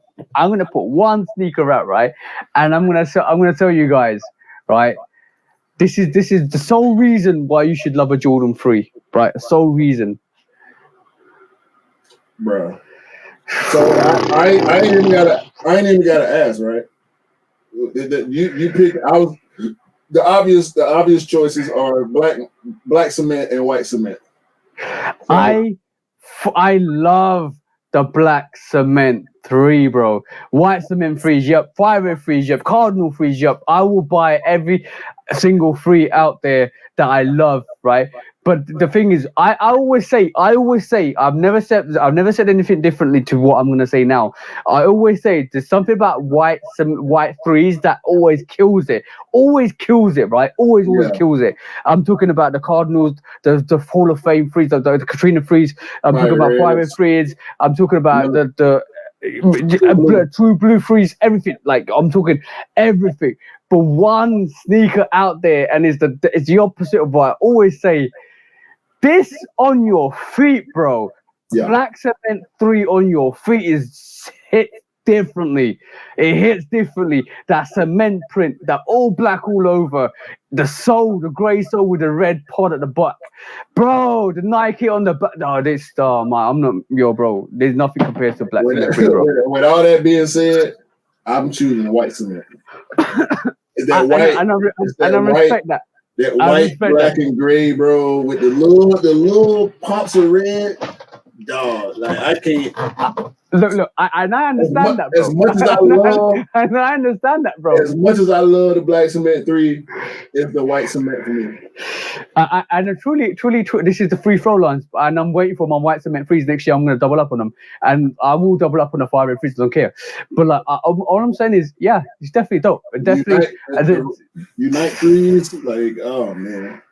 But it's so much. The Mocha 3s, so much. Fear 3s, like the and you know what it is with me. You know what it. Yo, bro, this is another dope sneaker. Platinum. Yep. And this is why I think I like the black cement 3s, because the black cement 3 probably. Yeah, exactly. All my sneakers are all white because I was like, yo, I need the flames. See what I'm saying? I think there's a definitive thing with me and black cement threes because I love the fact that it's color. But let's give you some history behind the behind this Jordan 3. It was basically in 1988 where Jordan dominated the NBA by wearing the Air Jordan 3. He was named the MVP and defensive player and soared to the second dunk contest title. And this is where you saw the free throw line as well that came from that inspiration. Yeah. And the Air Jordan 3 was designed by Tinker, which is Tinker's first design on the Jordan range, and is the most prolific Air Jordan designer. And it's basically Tinker's covered 21 of those silhouettes out of 32 are in that franchise, and that's how iconic that first sneaker is. And this is why I think the Air Jordan 3 is one of the best ranges to kickstart the Jordan range in terms of Tinker's ideas and idealistic things.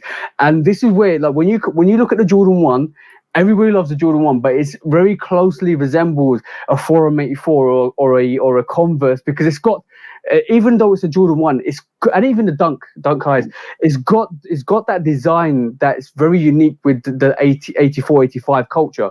And then that trying to transpire into the Jordan 2s.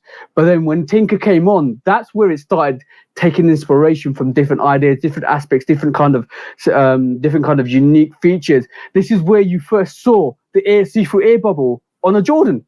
Yeah, when Tinker coming off Air Trainers and Air Max, that design influence from the 2 to the 3.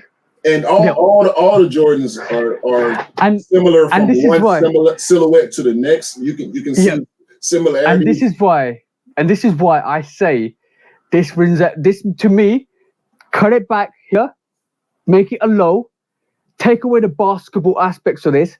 This is an Air Max 90. Yeah, for sure. Actually, no. Air Max 1. Air Max 1. No. I think the Air Max 1 is more Air Max. Air Jordan 4 and Air Max 90 is an Air Max 3. That's where I think it's the other way around. But the thing is, they're very similar in all the particular ways. And 87 was when the Air Max 1 came out, and the Air Max 1 inspired the 3 and the 4. Anyway, right. But also, this is the first time Spike Lee got involved in the Air Jordan range. Mars Blackman. Mars Blackman. From basically, she's got to have it. Mars Blackman character got involved in the Jordan range. That is revolutionary, bro. The Air Jordan 3 is revolutionary. You mentioned the dunk contest. Shout out Dominique Wilkins, man. Y'all be hating. Yeah. All right. Now. Yeah. Also, consider one of the top. If I know a lot of people that the Jordan 4 is their number one Jordan.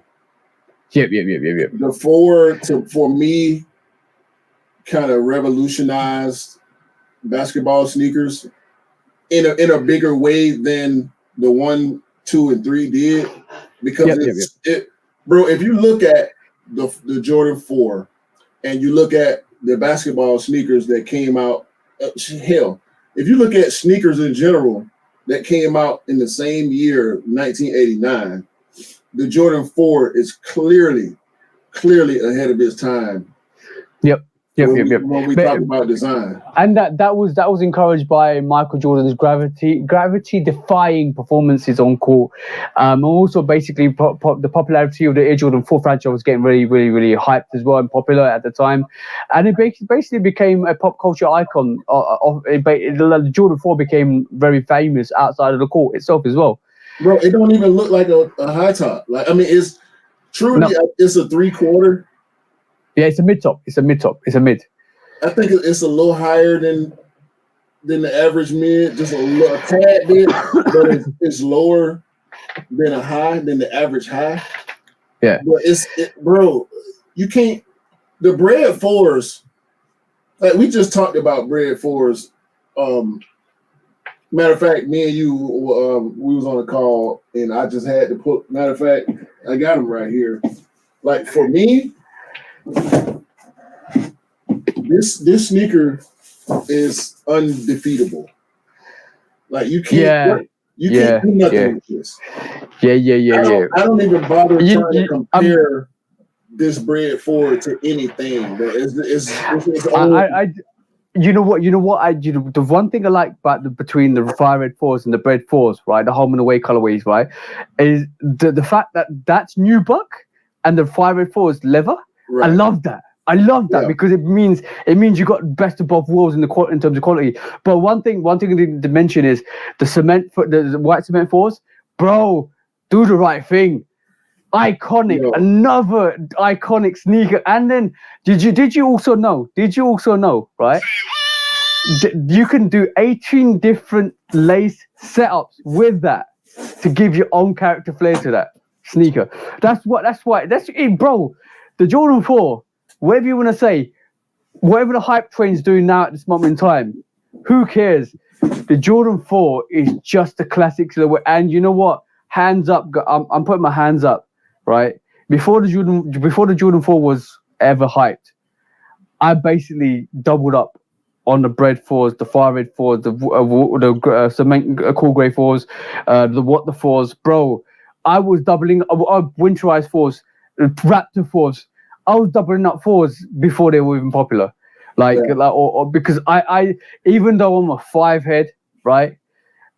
I love 4s. And you know what is really funny, because we had this conversation quite a while back, and you was like, you're a 13 head, aren't you? Right? Mm-hmm. And I goes, no, I'm a 5 head, bro. I love 5s. I love the 5, and we'll go into the 5 in a bit. But I love the 5. I love the way it's been designed and stuff like that. It's one of my favorite silhouettes. But then when I talk about any other silhouette in that range, from a 1 to a 3 to a 4 to a 11 to a 12 to a 13. Right, you might think I'm more in love with the other silhouettes because I talk so passionately about them, bro. I will pick up any 13. I don't care if it's hyped or not. I'll double up on 4s. But you probably thinking, yo, you can't be a 5 head because you double up on 4s. You can't be a 5 head because you talk so passionately about 13s. You can't be a 5 head because you got more 1s in your collection than 5s. But bro, I'm still a 5. I love 5s. I will. But that's the passion. That's the passion in me for every silhouette. Yeah. So breads or fire reds? Breads, bro. You got to, bro. As much as I love, and I've worn my fire reds more than I've worn my breads. Okay, I've got a question for you. Then. Not. It's never going to be loose shoes or dump. You can't dump any of those sneakers, right? Forget the breads, right? Forget the breads because that's your favorite one. Choose one: white cement 4s, fire red 4s, or military blue 4s. White cement. Good choice, bro. Good choice. I like white cements more than I like the fire reds. Yeah. Equal amount of respect for both white colorways, white OG colorways. But if I had to choose between the fire red and this white cement, it would be the white cement for sure. Go back down to the freeze for a second. I just want to see something. It's really unique. Out of the 3s and 4 range, there's always only been one black sneaker in there, like in terms of the OG. They really mirror each other. We got the bread 4 and the black cement 3, the white cement 3 and the white cement 4. We got the fire red 3 and 4, and there's the true blue and the military blue that mirror each other for the first 4 colorways, the OG colorway with these silhouettes. Okay, cool. That's also kind of the case with my favorite sneaker of all time, the Jordan 5. So I'm really passionate about this sneaker a lot, to the point where I'm gonna break it down for you. This basically, the reason why I love the Jordan 5 is because it's designed. If you don't know, it's designed, and we always talk about this. It's designed from the P51. I don't know about 5. P51 Mustang. The basically the World War II fighter plane. It's got Jordan what Tinker saw in Jordan when he designed that 5 was the dog-like fight, the passion, the ability to maneuver and attack and defend. Bro, that came from the airplane. He needed to do that sneaker for that. Aerial assault. The aerial assault, bro. And like that sneaker is totally a dog warrior of a sneaker. Like that emphasizes everything at that time and point of why Jordan was one of the best players ever to grace the court. And then also it also features like the aesthetics to that is also features a clear rubber sole. Tinker Hatfield might have borrowed from another icon, and also and yeah. Exactly, and it's and basically it's feeding it. Tinker Hatfield might have borrowed from another iconic shoe that he designed for Marty McFly in Back to the Future as well, with the self-lacing sneakers. So Back to the Future 2 had there's inspirations all designed for that. But like for me personally, the Jordan 5 is one of, or if not one of the best designs out there on a sneaker, like hands down. From the shark teeth to the aggressive nature to the fact that Jordan embodied a sneaker on court just to kind of just to create history with it, bro. The 5 for me, it represents the struggle. Yeah, because it was the next year where Jordan was able to ascend to his true greatness, his true airness. Like we know he's the black cat. He's airness. At one point he was Magic Jordan because Magic loved him. That's something that TJ taught me. Yep. Because he loved Magic Johnson, and certain people called him Magic Jordan before he became Air. His nickname was Airness and Magic Jordan because Magic Johnson was his role model. His kind of inspired on his idol, exactly. So that is the 5 represents that struggle that he got beat up in the Jordan 5 and he persevered. He continued to push forward. That was the Detroit Pistons days, wasn't it? They beat him down. They beat him down in the 4s and the 5s. Like he went through it in the 5. And I can remember the first Jordan that I ever knew of was the 4. And I remember very well my uncle trying to buy me some bootleg Jordan 4s, the Jordache knockoff Jordan 4. And it's like, come on, dog. Like, no, I don't want. Even back then, I was like 7 years old, 8 years old, something like that. I'm like, bro, no, we not finna do this. You're not finna send me to school with some fake Jordans on. Because even at 7, 8, 9 years old, it was already setting in that fashion, as far as your upbringing, fashion matters. When you're in school, what you got on your feet, what you got on your body, your accessories, jewelry, hats, all that stuff started to come into play when it came to urban culture, at least. And so the 4 came on radar. And so when the 5 hit, Fresh Prince of Bel-Air, Will Smith wearing the 5s. So how iconic is that, bro? How iconic is that? Bro, Fresh Prince, Will Smith, Mr. Slapper Dude himself. When I saw the show and he had on the black metallic 5, like the introduction of the show, the opening credits of the show, he's wearing the Jordan 5 when he shows up to Uncle Phil's house. Yeah. It's like, bro, what is this? Like, what? Oh, I had the same moment the other day. Not as iconic, but as a sneakerhead, when you're watching a program, I was watching The Boys. Have you seen The Boys? I haven't seen the new season. Yo, It's way Don't beyond. spoil it. Please don't It's way beyond 18, bro. But you Please are just don't spoil it, bro. I'm not gonna spoil it. I'm gonna spoil it. I'm not gonna spoil it.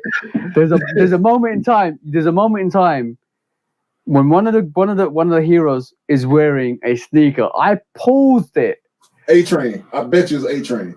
Yeah. It was. I knew it. I paused it. No. It wasn't A-Train. It wasn't A-Train. Sorry, it wasn't A-Train. Okay. Who's Butcher's guy?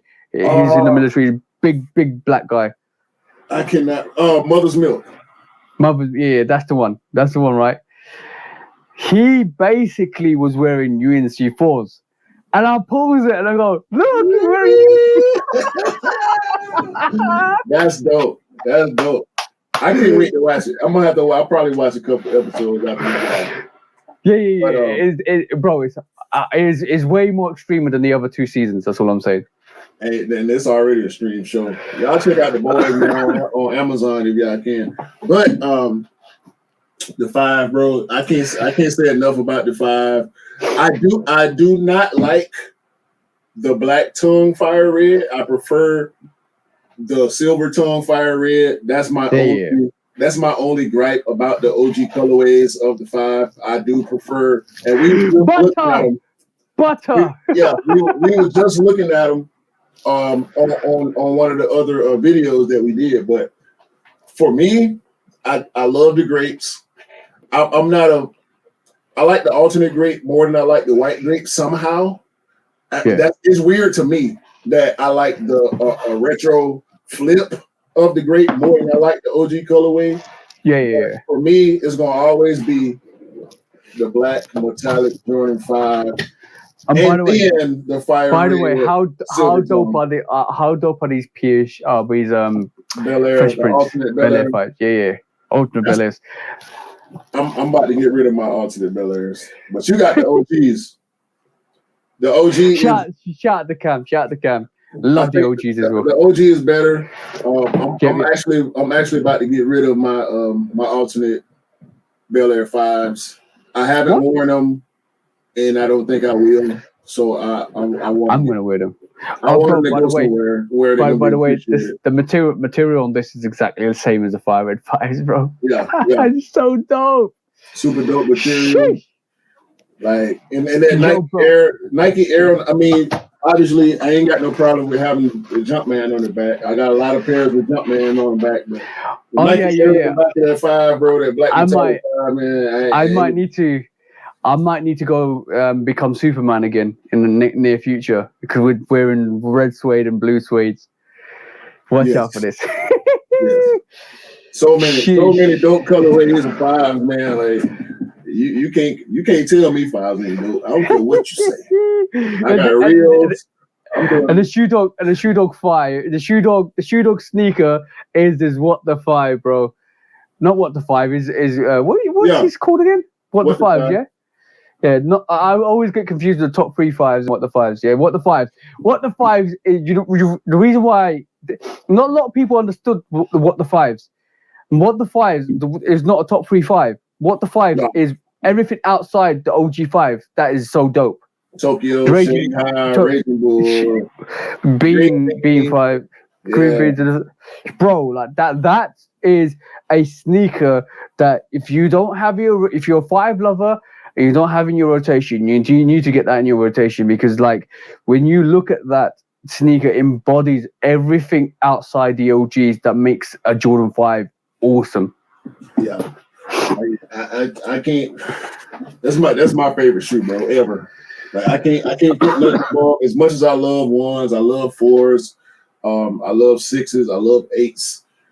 I like 12s, 11s. Like.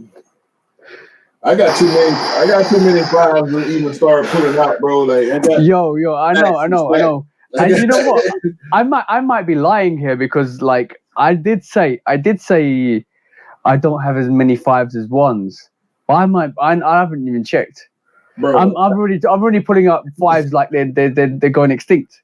Hold on, see, I got a whole stack and a half. 1, 2, 3, 4, 5, 6, bro, 7, 8. I love 5 so much that I actually even pulled out the original K54 5.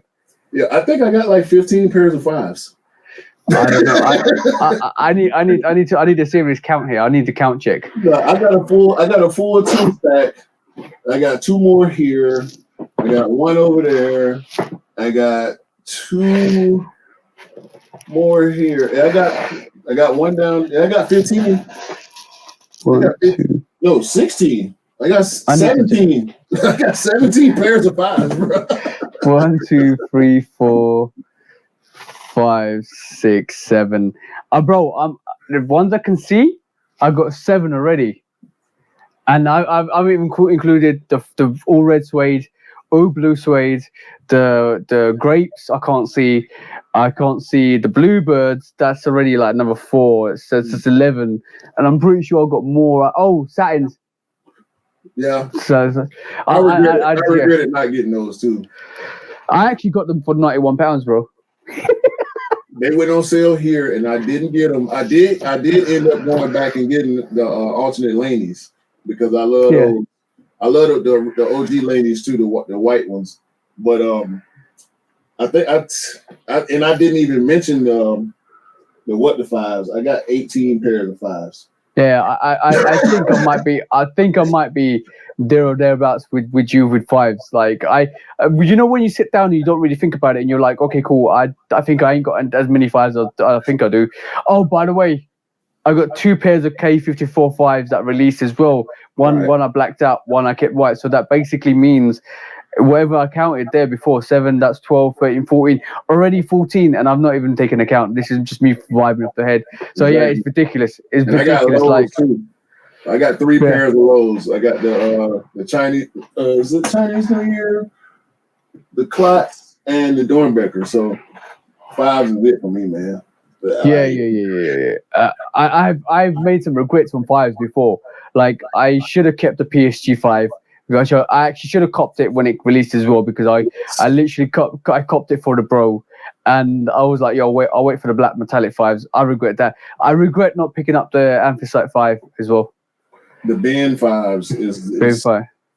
The black metallic is my number 1 because the Ben 5 is pretty unattainable as far as what I'm willing to spend.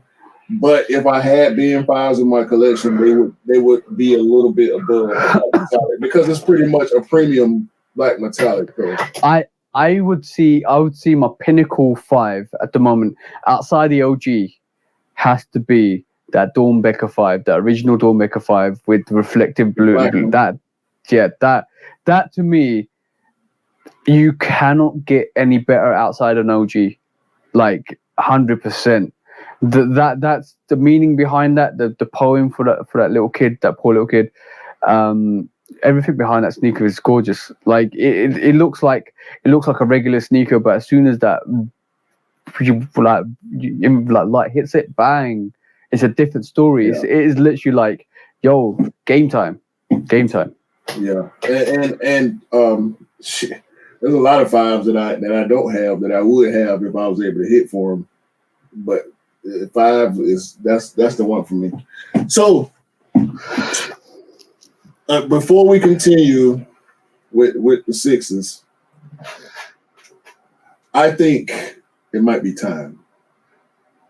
I don't think they're ready for this, bro. I think it's time. I don't think they're. When resale is too high. Damn resellers. Order.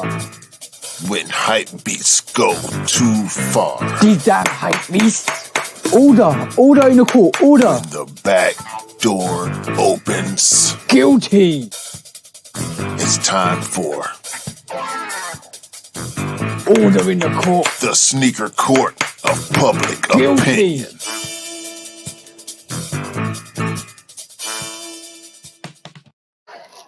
You know what, bro? I can't find my gavel.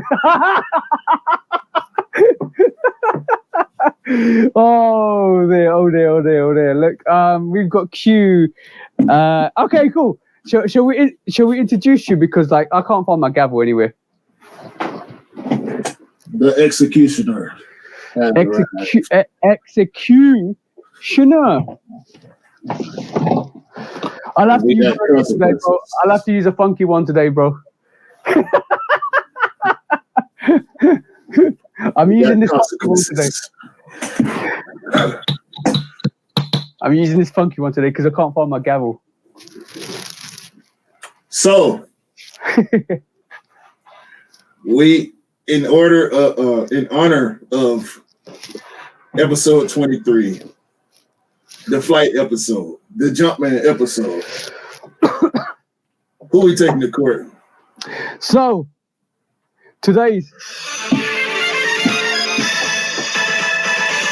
we only got one court case today, bro. We got one court case today. I need to find my gavel, which is a bit annoying me, but I'll find it after the show. But I'm using this funky gavel because I like the colors. Look.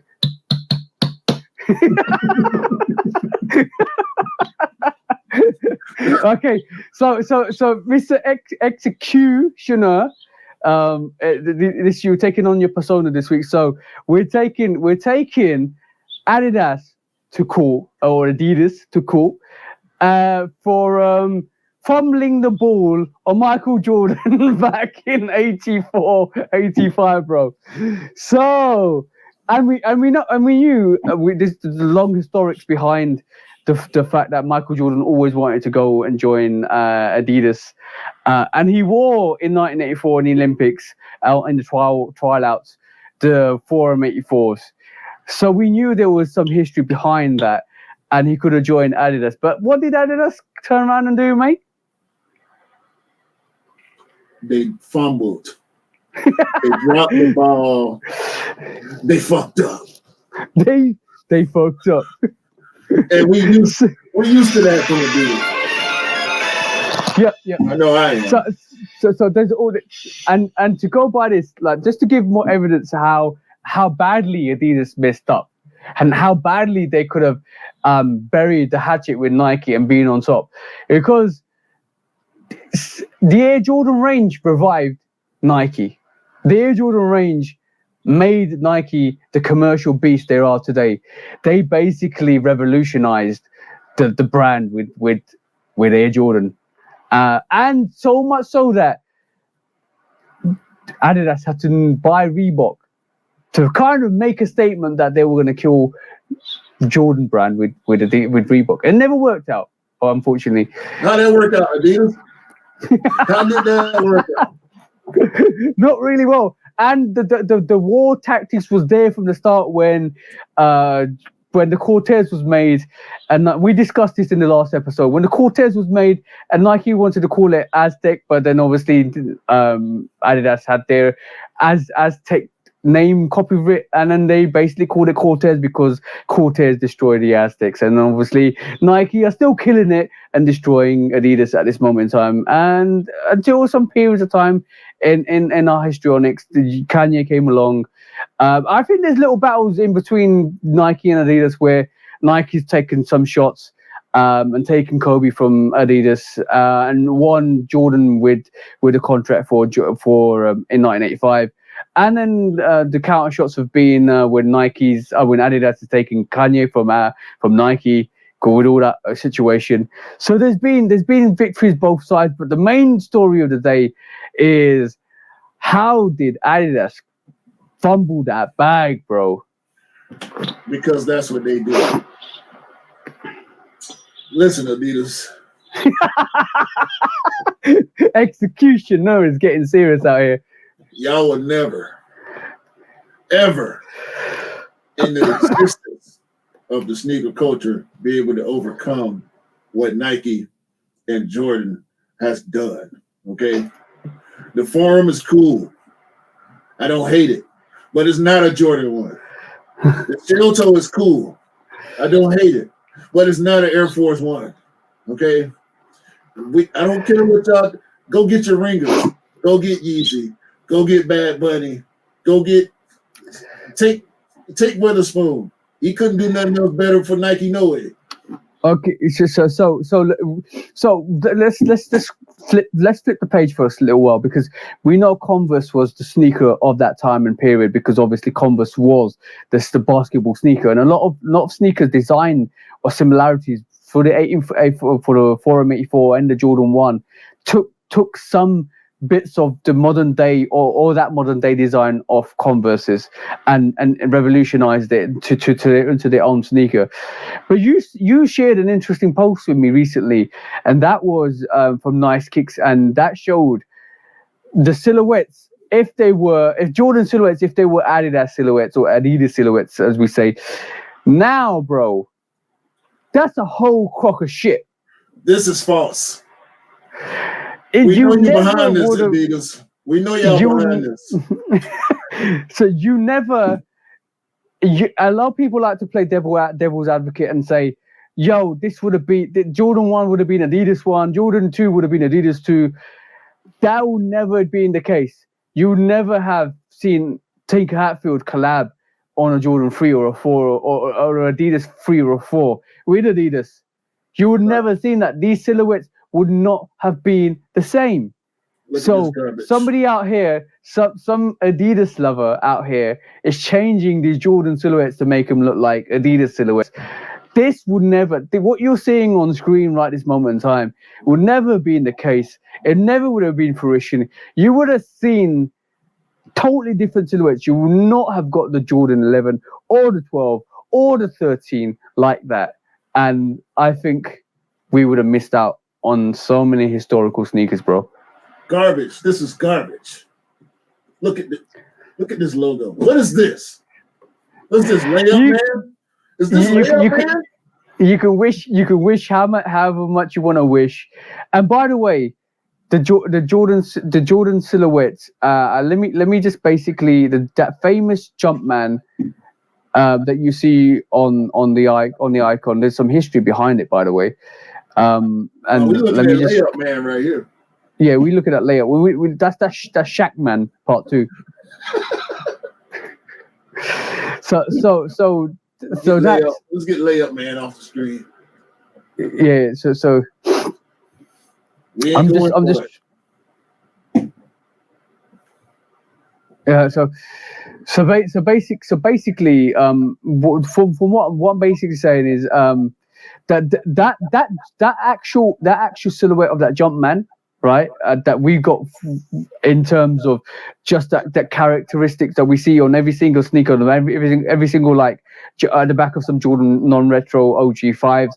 That Jumpman was done when after the back-to-back slam dunk victories, a photographer actually took pictures of him and on just a figure of him jumping and leaping in with a basketball in his hand, and that became the poster and then immortalized the athlete as a child in every childhood's bedroom as a silhouette of that Jumpman, and that's been trademarked by Air Jordan. That's the Air Jordan trademark that we all know and love.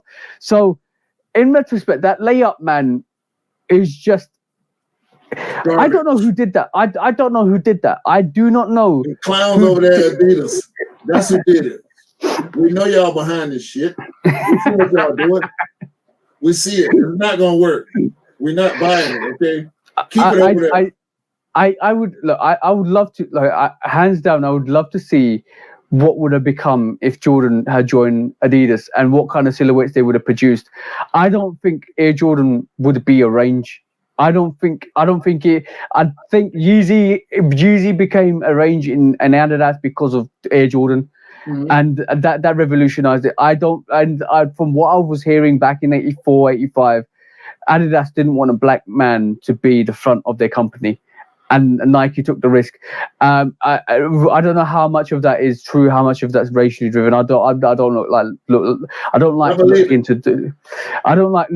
like to believe it or look into the facts of that. But it took Adidas a long time until they fronted Yeezy as a person that was going to take that brand forward, and it took them almost until 2015 to actually do that. So from my perspective, we would not have seen an Air Jordan range or Air Jordan line, and however much you want to believe it, I don't think we would have seen that. I think there would have been another, like they said, they did just want him to be another athlete, just like all the other athletes at Converse, just like all the other athletes at Adidas. They just want him to be one regular athlete, just to wear their sneakers and for people to buy that. we would not have seen the range we're seeing with Nike and Jordan. We would not see soul control from Michael Jordan on these silhouettes and in much influence. We would not have seen Tinker Hatfield on those ranges either. So we would not have seen Peter Moss Jordan 1 design. So however much you want to look back and sit here and reflect and say that Jordan 5 could have been an Adidas 5, that would never have been the case. No. Never been the case. And that would have been a massive loss to all of us, I feel personally. The sneaker culture would not be what it is if Michael Jordan had signed and stayed with Nike. So, Adidas. Where you find them, bro? You're the executioner. You can give verdict. Guilty. Guilty as charged. Guilty of dropping the ball on Michael Jordan. Dropping so many balls over the years. And Kanye can't save y'all. He don't like y'all either. It's that smiley face tells you guilty as charged. That was the only court case we have today, and the sentencing being Adidas keep pushing boundaries and doing better, because at the end of the day, Nike did it the best way. Nike have always done it the best way: is look after the athletes first and foremost, and make sure they perform the best they can do in the gear and the merchandise that they're given.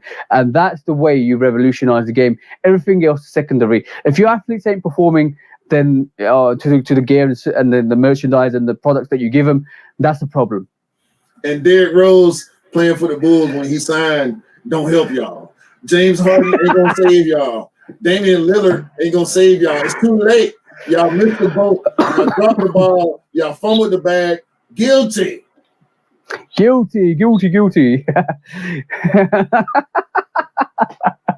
And that was court of public opinion today with Judge Public Opinion and Mr. Executioner. We'll see you in court next week again. When resale is too high. Damn resellers. Order. When hype beats go too far. These damn hype beasts. Order in the court. Order. When the back door opens. Guilty. It's time for order in the court. The sneaker court of public Guilty. opinion.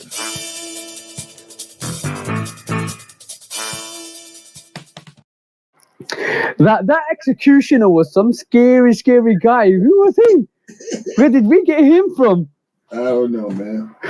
Things happen on the Shoot Dog podcast that we can't control. Executioner. Shit just happened, man. It's out of our control, man. I don't know what to do. I don't know what to say. I just go with it, man. I think he was ready to shank somebody. Yeah, man. Right, cool. So shall we do some facts for the day? What you got? Okay, some facts of the day. Did you just go into the theme of the whole 23rd episode? Actually, this is a Mythbusters. So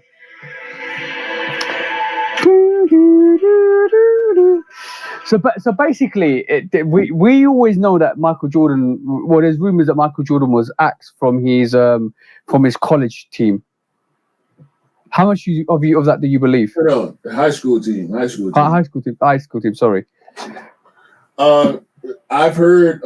I actually know people that are from Wilmington that went to Laney. Yeah. After Jordan obviously graduated, because they're not as old as he is. But yeah. One of my very, very close, dear friends, E. Jones, told me a few stories, local stories, and I tend to believe the local stories more than I believe the mainstream stories, because he was actually there in the city of Wilmington, North Carolina. He graduated from Laney High School. First of all, there were players much, much better than Michael Jordan when he was in high school. His brother being one of them.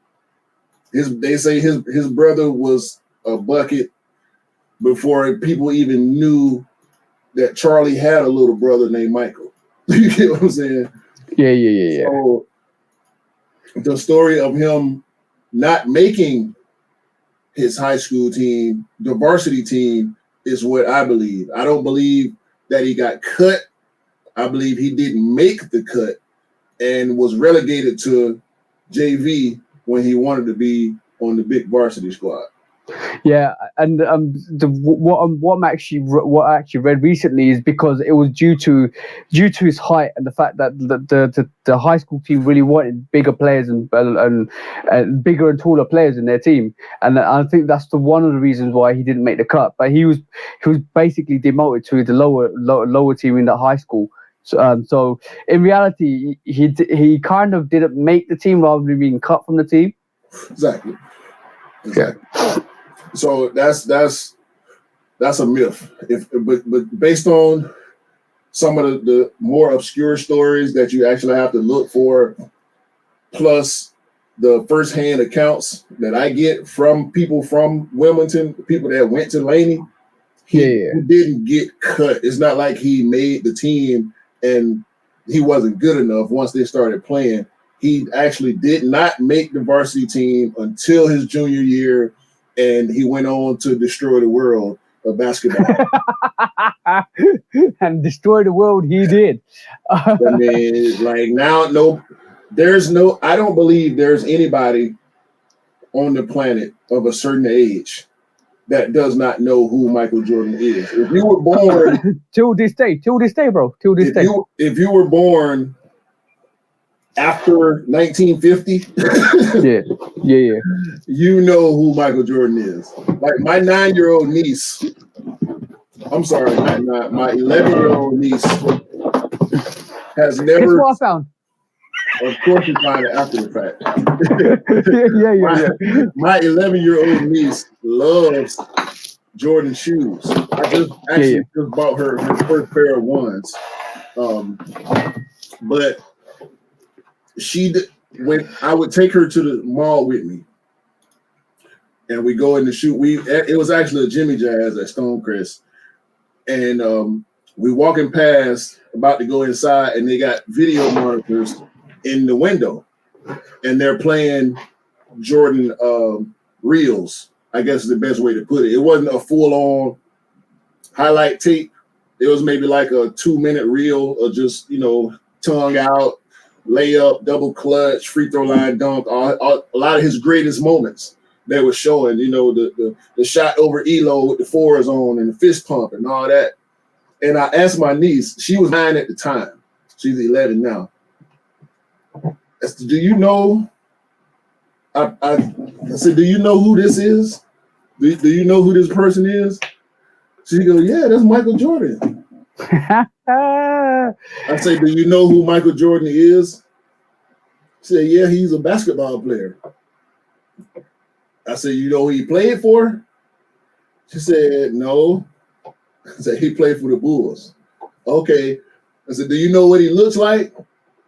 No. She knows. The myth runs before the legend, which runs before the actual person in real life. Yeah, and you know and his rep and you know what it is this is what the status of living legend is. This is what the status of living legend is. So you know the myth behind the legend before you know the person. That's what living legend is. So for us, we've lived through this time, so we know. But basically, if a young person's coming through, it's the same thing as Tiger Woods. It's the same thing as Tupac Shakur and Biggie Tupac and Biggie. I mean, sorry. It's the same thing with. Do you know who Notorious B.I.G. is? No. But I know he was a Brooklyn rapper. I know he did Hypnotize, and I know his songs, but I don't know what he looks like. That's a living legend. Same with Tupac. Yo, I know who Tupac was. I heard of his music. I heard Hit 'Em Up. See what I'm saying? Yeah. I know, but I don't know what he looks like. Right. That's what the young kids now. If the young kids know now what that mystique is behind the character, and all of these characters have mystiques before you know the player and know the person. But we live through that, so we know. But this is what you call live legend. So some of these people, like, you know who Jay-Z is? Yes, I know who Jay-Z is. I know Hard Knock Life. I know this song. I know that song. I know the album. I don't know what he looks like. And this is what you call a living legend. So Right. do you get that with Tiger Woods? You'll get that with Serena Williams in some cases. You'll get that with what do you call it? With Michael Jordan. You get this is what it means to be a living legend. Yeah, and I think it's partly because Jordan. Not living legend. Somebody's obviously Tupac and Biggie are dead, but or passed away. But I'm talking about legends themselves. Like, the mystique behind them is what creates a legendary status. Yeah, and Michael, he's not the first guy to jump in front of the camera. I just saw a clip, it was bad. Some fans were outside of the parking lot for the Charlotte Arena, where the Charlotte Hornets play. We know Jordan is one of the majority owners of the Charlotte Hornets, and they were looking to see Melo. They wanted to see LaMelo Ball come out, get in his car, possibly get an autograph, possibly get a picture. And before Melo came out, MJ came out. And the guy started going, "Oh, it's Michael Jordan, it's Michael Jordan." And Mike was like, get out of here, man. You ain't even supposed to be here. What you doing? And the guy said, Mike, can I get a picture? Can I get a picture? And Mike said something like, "No chance." Ain't no way. Like, I'm not, nah. We ain't doing this, ain't the place for this. You know what I'm saying? Michael Jordan is so aloof, bro. Like, we see pictures of him when he knows there will be pictures of him. If he doesn't expect for people to be there or cameras to be there, he ain't with it, bro. Mike ain't with the shit. He too rich. He too famous. Like, he dealt with it for, bro, when The Last Dance, when you realize, when you watch it, and you know it's Michael Jordan. Like, he's one of the most famous people in the world. So you have to know everywhere he goes is not normal. Like, he can't go to the gas station and buy a Twinkie.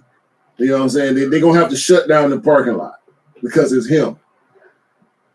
When you realize how much he had to go through during his playing days, you have to understand he don't give a fuck about fanfare at this point in his life. Like, he want to do his business. He want to go live his life, his private life. He is so far away from wanting to be, like, you won't even see him. Have we seen Jordan wear a pair of Travis Scotts or Off-Whites, or like, he don't even. The only time he wears anything is when he wants you to know he's wearing something. And that was a couple of years back when he wore, I don't know what he wore again now, but he wore white cements. We've seen him in white cements. We've seen it. I mean, obviously during his playing days, we saw him in everything that released while he was playing. Yeah. But he was wearing a set of mids the other time as well, like recently. But he wanted you to wear. He wanted you to know he was wearing mids. But he played in mids. Yeah. His Chicago ones were often mids. He also played in lows. Yeah. But they were PE, so they weren't the average mid. You know what I'm saying? They were made specifically for him to hoop in. So we're gonna rattle through some of the facts. So another fact for the day. Another fact for the day is so basically Michael Jordan was credited with wearing baggy shorts, right? And it basically created a fad for everybody wearing baggy shorts. But do you know why he wore baggy shorts, bro? Because he ain't like them coochie cutters they was wearing in the 80s. I know, bro. It's because he wanted to keep continuing wearing the UNC colorway of shorts underneath his Chicago Bull shorts. And then basically he wore them every single game. And this is why he created an illusion of baggy shorts. And the thing is, there was, like a lot of sports players, and a lot of people have got this like affiliation of wearing something because it brings them luck, or doing something because it brings them luck. And that was Jordan's way of bringing him luck. So he used to have the UNC shorts underneath, and then wore the Chicago Bull shorts on top of them. And he created that baggy look. I believe it was his practice. The UNC practice shorts that he used to wear. But we know athletes, a lot of athletes are very, very superstitious, like to the point where it's weird. You know, I can't remember exactly what player it was. He won't play a game in less than 3 pair of socks. Yeah. So I think LeBron is one of the guys where no, it's actually DeMar DeRozan. DeMar DeRozan, and he's a Jordan, Nike, Kobe guy too. If he has a bad half, he'll change his shoes. If the first half doesn't go the way he thinks it could or should have gone, he changes shoes. If he has a good half, he'll wear that shoe for the rest of the game. So superstition, bro. Superstition is massive. Athletes, it's crazy. Yeah. We got two or three more of facts for the day, but no, before he began his senior year at high school, Michael Jordan's father advised him that he should become a mechanic and work with his hands because he was good with his hands. Can you imagine? Can you imagine? But basically, he had his breakout senior year, and it changed his future because in his senior year he is averaging a triple double of 29.2 points, 11.6 rebounds, and 10.1 assists, and basically was selected for the McDonald's All-American team. So can you imagine if Michael Jordan was basically elected or became a mechanic? It would be the best mechanic ever, bro. You know what? I want to say yeah, because he was basketball crazy, but it was that moment. It was that getting cut.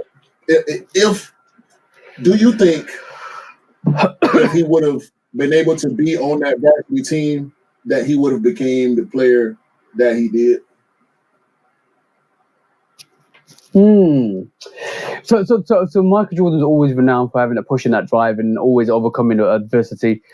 And sometimes you need when some players, and I believe this totally, when everything's given to you, you don't really respect it and appreciate it. Right. And sometimes everything happens for a reason. And I believe that was the catalyst for him to become and showcase what he became. So, and this is the same thing in my life as well, so in other people's life as well. Sometimes certain things happen to you for a reason, and you realize it happens to you for a reason. And when it does happen to you, it makes you. I wouldn't be in the position I was in right now if it wasn't for certain things in my life. So I do believe everything is destined to be the way it's supposed to be in our reality. And if it doesn't happen that way, then you don't appreciate it and you don't excel to the way you need to be. So I believe maybe he wouldn't be the same player. I think he would have been great anyway, but I don't think he would have. Would he have the same drive and enthusiasm? But being beaten up by the Detroit Pistons, would that have been if that didn't happen? Would he have gone and won 3 peats? I don't think he would have got 6 rings if the Pistons didn't beat on him the way he did. They did, and made him react the way he did. Exactly, and setting up the Jordan rules to stop him. Right. Knock him out of the air. Don't let him jump. If you let him jump, it's over. If he does jump, knock him down. And because that developed his game to being different, to play differently, to maneuver differently, to score differently, and the main thing was the weight room. Yeah, exactly, and then that developed him into a different player. But if he had walked over Detroit Pistons, then we might not seen the 2 double three-peats. And then the ironic thing is, then that might have not transitioned into Kobe. Right. See what I'm saying? Because Kobe was basketball crazy because he saw Jordan and he wanted to be better than Jordan. Yeah, but then Jordan took on Kobe as his mentor and developed him into the player he is. So there's a catalyst for everything, bro. There's catalyst for everything. Like for me, everything happens for a reason. So I don't want to see the side where Jordan walks all over him and wins 2 rings. I want to see the side where he goes for adversity and wins 6 rings. Yeah, for sure. See what I'm saying? For sure. So, but I'm glad we live in the reality we live in at this moment in time to actually see that and witness that, because we've seen so many phenomenal players. And bro, when you talk about phenomenal players that are coming through, let's talk about Mr. Williams, bro. Let's talk about Giannis, bro. Let's talk about some of these phenomenal. Like Trey, bro. He's doing it for you guys. Yeah, LeBron. I mean, KD, like all the great Steph Curry. Oh, we're talking about the next generation on from that. We're talking about because LeBron's coming to his and near his end of his career, right? Curry's basically in the prime of his career, right? Well, but he's 34 years old. Yeah, but then KD's still there or thereabouts. But we're talking about these young.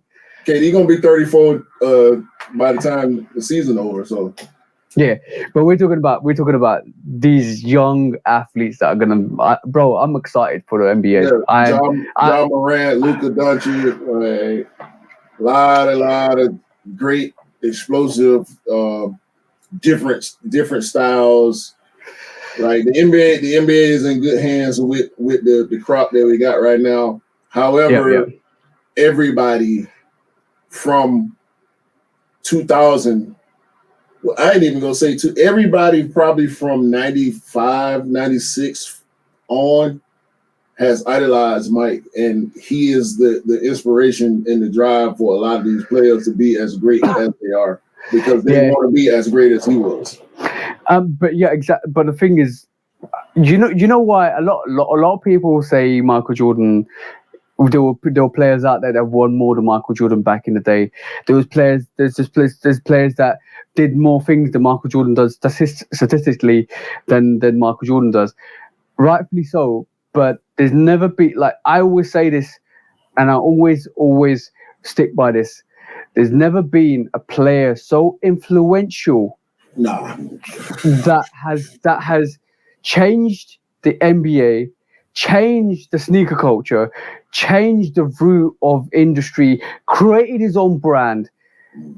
And to forget basketball, what he's done outside basketball, change cultures, is why he's so iconic. And this is why we look at Michael Jordan as, like, when you talk about the NBA coming through as the NBA is coming through, like we talk about the band sneaker being so great, and what it's done. Yo, imagine if Michael Jordan was like, all right, cool, I don't want this sneaker because this doesn't conform to the NBA. Let's leave it to the side. Let's keep doing what the NBA wants. We will not see the flair and artistic creation of what we're seeing with all of these sneakers. Maybe eventually over to the next 10, 20 years past 85, we would have seen it. In 2000s, we would have seen that culture change. But that happened straight away in 85. That impact, that wave, that drop in the ocean is still being felt to this day. And that's why we're seeing the sneakers we're seeing today. We're seeing the Kobe Grinch. We're seeing non-white sneakers. We're seeing custom sneakers on the court. It's because of Michael Jordan. It's because of what happened with the band sneaker. And there's so much you can go through history and time and look at the influences of what Michael Jordan did and how it influenced a lot of people. Bro, like, there's certain things that creates the epicenter of that drop in the ocean to create the wave and influences both cultures. Like, bro, in 85, everybody shifted their attention. The urban ghettos and the projects shifted their attention to Michael Jordan as their savior. That happened, bro. Yeah, it was definitely a revolution that was created, and we wouldn't see as many signature athletes as we do. I mean, most of the guys that we named have signature shoes. That would not be the case if it wasn't for the Jordan 1. We will not get a Kobe. We will not get a Kobe. We will not have Kobe's signature shoes. It may have happened, but it wouldn't have happened in the same way that it did, and it probably wouldn't have had the same impact. Exactly. The LeBron range. The fact that Rui's getting his own signature shoes, the fact that Zion's getting his own signature shoes. This is the impact from 1985 with Jordan. And it's funny that now, for me anyway, we're starting to see the Jordan signature athlete be able to kind of separate themselves from the brand. Like we have to, because we love the Jordan retros, we kind of get tunnel vision when it comes to the brand. Like the brand is about Michael. It was created from his legacy, but now with the Zion and the Luka. Oh, bro, I'm just saying, if Zion destroys the NBA like you think he's gonna do next year, and it doesn't matter if he does, it doesn't matter if he doesn't win a ring or anything like that. No, if he becomes the MVP or just like the best player in the NBA next year with the Zion 2s, that Zion 2s is going to be one of the sneakers that everybody should be looking at. Trust me, bro. The Lukas, the Luka ones that we got previews of. Luka has already been given the superstar moniker. Because of that, you can get a little bit of separation from the brand, and just this is the Luka Jordan shoe. It's like the Zion. It's the Jordan Zion 2, but Zion is such a huge figure in the sport and in the culture that I think over time he will begin to separate himself along with Luka more than a Chris Paul, more than Carmelo Anthony, more than a Russell Westbrook, guys that had signature shoes under the Jordan moniker. I think they were waiting. Well. I think Jordan and Nike were waiting for the Kyries to the Kyries and all of the people you just mentioned to kind of break away and do something great. And why do you think LeBron's got his own range? Why do you think Kobe's got his own range? Because they went from having just retro Nike sneakers. LeBron's worn all sorts of sneakers through his junior years, Reeboks, Adidas, Jordans, Nikes. But once he stepped up and he started becoming the superstar that he wanted to be, that the brand saw him being, they said, "Yo, we're going to give you a LeBron range." No, it was day one. Like he played for an Adidas school. As soon as he declared, and everybody knew he was going to be the number one pick, they gave him a big contract and a signature shoe. The Zoom generation, even though it's not called the LeBron, it's LeBron's shoe. That LBJ logo is on that shoe. Nike is on there too, but that LB23 logo is there.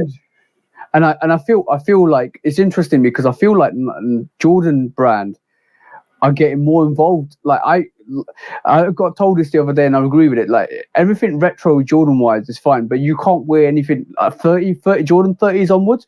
You can't really wear them in casual wear because they're designed for basketball sneakers. Yeah.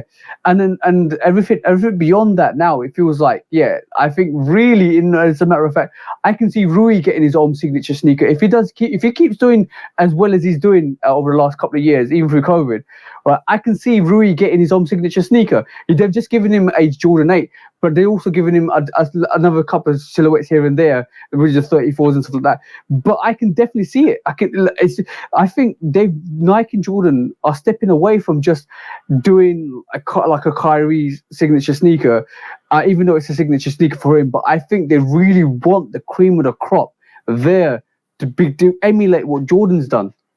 But it's always been basketball shoes. The 90s styling started to fade, which is part of the reason why I love retro so much, is because they are styled for the times, and we get different materials, we get different colors and all that, but technology, the advances in technology that the companies are putting in the shoes now takes away from the design aesthetic, the casual appeal, because these players are wearing this stuff on the court just like Mike wore his stuff on the court. It just so happens that Mike's stuff look better than everybody else.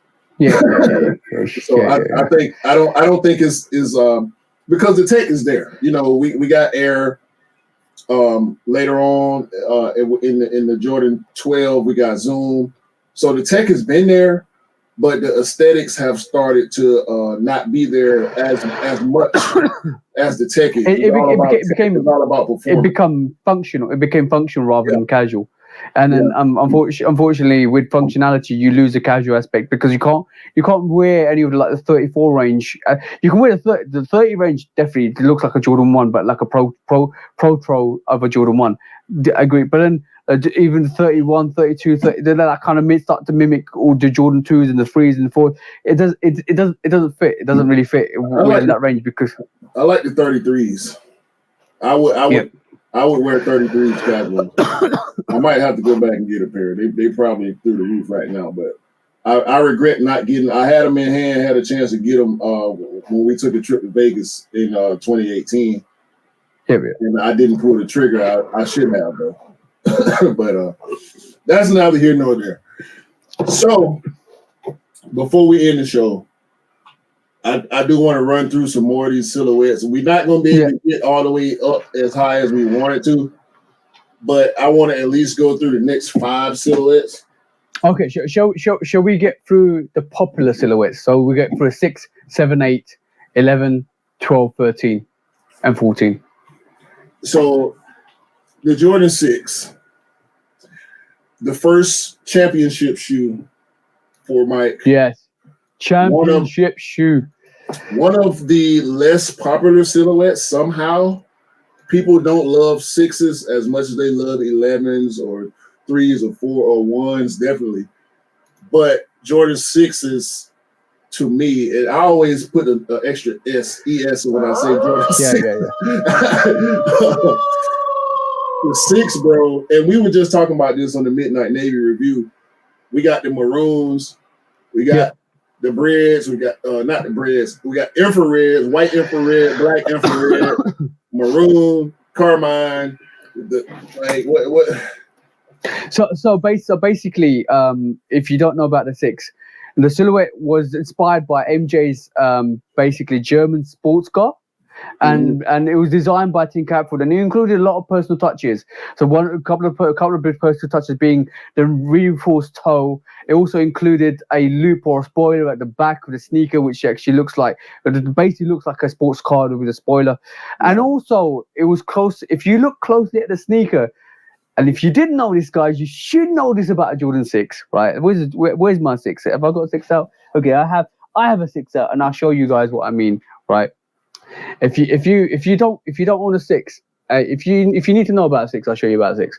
So, in retrospect, when you look at a 6 here, it's the first time it actually has 23, and if you can spot the 23, you're good. If you can spot the 23, so the 2 on the 3 runs right there. That's the 2, guys. Can you see that 2? Bang bang. That's the 2, and the 3 is this front. Which I'm doing it by camera, but I should do it here. That's the 3, guys. I'm running it by camera. That's 3. So that's the first time you saw the 2 and the 3, the 23 on the sneaker, as like merged into the pattern, and that's the overlays of that sneaker. That 2 there and the 3 there is what makes that Jordan 6 epic and special. And as you said, bro, this is the first time he actually won his championship ring after being beat up by the Detroit Pistons and coming back and saying, yo, let me just put 23 on the sneaker and smash you guys. That's what happened. Yeah, I think that sport blue is probably my least favorite of the OGs, even though that colorway is super. That's really where the Midnight Navy colorway came from. It's like a combination of the maroon and the sport blue. This is where I think. This is where we're gonna differ. I already know what you're gonna say. Listen, I'm gonna say it for you. I know that you are a Carmine guy. Carmine are my favorite. The Chicago 6, the Carmine 6 is my favorite. You know how when I first looked at the Carmine, you know when you first get into sneakers, long time ago, and I love the Carmine 6s when I discovered them, and every single week to month, I just basically kept looking at the Carmine 6s. I fell in love with the Carmine 6s so much so that when they came out recently, when was it? 2019, 2020? When was it? Yeah. 21. Right, so when they came out, I bro, COVID years, all smacked in one. I can't remember the date. I know that because your number one sneaker for the year was the Carmine 6. That was your one of double up. 10. That was my only 6 double up, bro. That was my only 6 double up. The Carmine, well, I always double up sneakers that I love, and a Carmine 6 is something that just gorgeous, bro. Gorgeous. The red toe, the red underlay panels, the white on that sneaker, just a beautiful colorway. And it's the outsole. Yeah, bro. Like, I love the maroon 6s. I love the true blues. I love the infrared 6s. I've worn infrared 6s as well.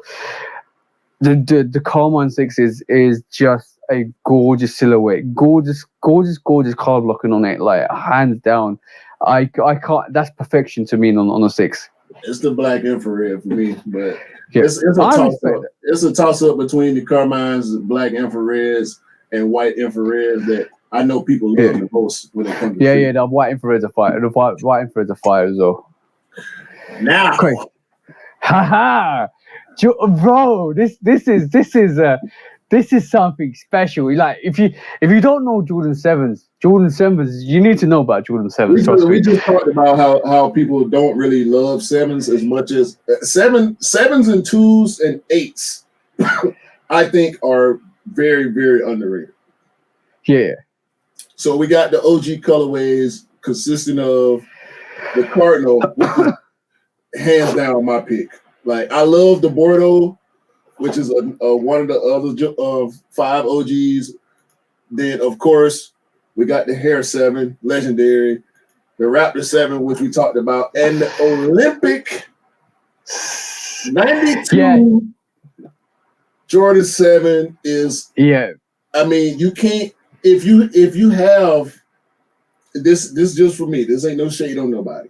If you have that number 9 USA Jordan jersey and you don't have this shoe, you should save that jersey until you get this shoe. Yeah, that 100%. And that jersey is a fit. It don't matter what you can throw on khakis. You can put on church pants. You can put on jean shorts, whatever.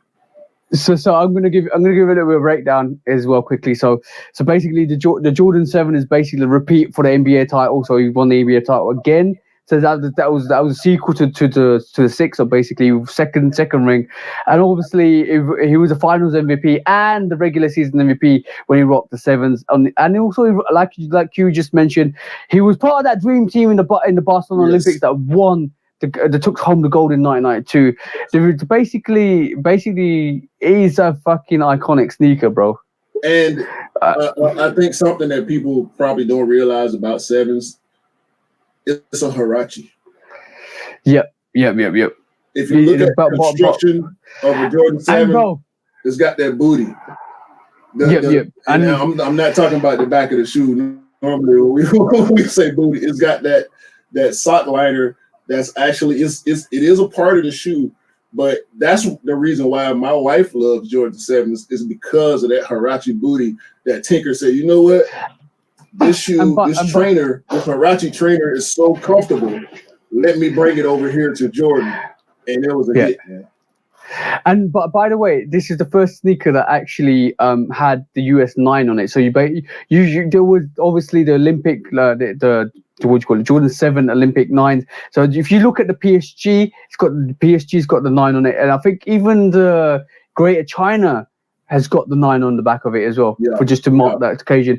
But also, the design was inspired by the African tribal prints as well. So basically, when you see the tongue on that actual 7, it's inspired by that. But also, just last but not least, that's where they start to introduce Bugs Bunny into the whole equation, like you just said, the Hair 7s, right?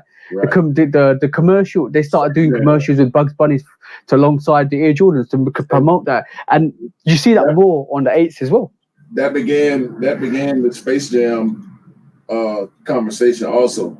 Like if it wasn't for the Hair 7, there probably wouldn't have been the Space Jam and the Space Jam colorways that we've gotten on several silhouettes that we'll talk about a little later. There was a Space Jam 1 that came out years ago, but that Space Jam, that black and Concord with that clear bottom is classic, bro. I think I want to see a Space Jam 7. Just period. Oh, yeah. I want to see a Space Jam 7. They've got the Here 7, but you'll be interesting to see Space Jam 7. And the closest I've seen to a different variation of a Space Jam, I got the SB Dunk High Space Jam, which has got the clear bottom. I want to see something like that. I got the 11 low IE Space Jam. But there are other Space Jam colorways out there. They tend to be a little hard to find because of the theme. That Space Jam theme is so popular. But we know we'll talk about the Space Jam sneaker a little bit later. All right. What you got? I got Cardinals. I'm gonna say, bro, you can fucking hell. No, I'm gonna say it's a toss up between Bordeaux and Raptors, bro. Bordeaux and Raptors. You got to pick one, bro. You got to pick one. Ah, shit. You got to pick. I'm picking the Bordeaux. You can't go wrong with Bordeaux. You can't go wrong with any of them, really. You know why I was gonna pick Raptors? Because they look similar to the Citrus 7s as well. Nah, I'm going Bordeaux. That's why I picked the Cardinals, because the red, yellow, black on the white, bro. That's yeah. That's dope. That's me all day. Dope. Now, the Jordan 8 third championship. More eights, please. More eights, please. Repeat. Double straps. I mean, we got Air Raid vibes. Tinker again, knocking it out the park. Yeah. We got the Aquas. We got the Bugs Bunny, and we got the playoff. What you got on eights, man? Obviously 3-peat was with this, and also it had the tongue was basically a fuzzy Chanel Jumpman graphic. Yeah, so basically, would you ever look at that? It's got that high end look to it. But you know what I love about the 8? What I love the most about the 8 is that lateral side panel. See where that that bottom heel panel. Yeah, the bottom heel. Yeah, I'm gonna say I love those Bugs Bunnies, bro. Yeah, if I'm gonna choose between these 3 OGs, it's got to be the Bugs Bunny. Yeah, that's probably the most popular 8. I mean, the Aquas come in, I think, second. Maybe, depending on who you're talking to, some people might say the playoff, but it's the Bugs Bunny. Like my order slightly changes. I like the Bugs Bunny, the playoffs, and the Aquas. Yeah, I would probably go in that order too, because the Aqua is just I was never a fan of the black and gray.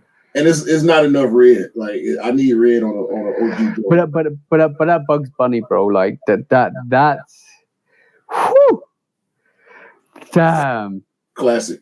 Black, white, classic, red, gray. I mean, I ain't got nothing else to say about 8s, man. I love 8s. I know a lot of people don't. Which brings us to another shoe that people don't love, which to me it's in the high 9s. The 9s. I thought we were gonna skip the 9s and the 10s. Shit. Look, let's just be brief then. Okay, cool. That Chicago Space Jam Jordan 9. Bro, I mean, listen, the brands are dope, the olives dope. The UNCs are a very close second for me. But when it comes to Jordan 9s, that you can't beat that Space Jam. But by the way, I totally skipped the ball on the 7s when you called it the Huarache sneaker, right? Mm-hmm. It's really fascinating because, like, basically when you look at the Huarache sneaker had a massive influence on a lot of silhouettes. That was semi-taken on the Air Trainers, that was semi-taken on the Sevens. There's a lot of other inspirations behind Huarache that basically came from the Huarache, and we don't realize it came from the Huarache because that is another banging sneaker from Tinker. And if you look at the high top Huaraches, whether it's the one with the strap or without the strap, you can see the design similarities in the Jordan 7. So the Huarache, the OG Huarache is not to be underestimated when it comes to design aspects.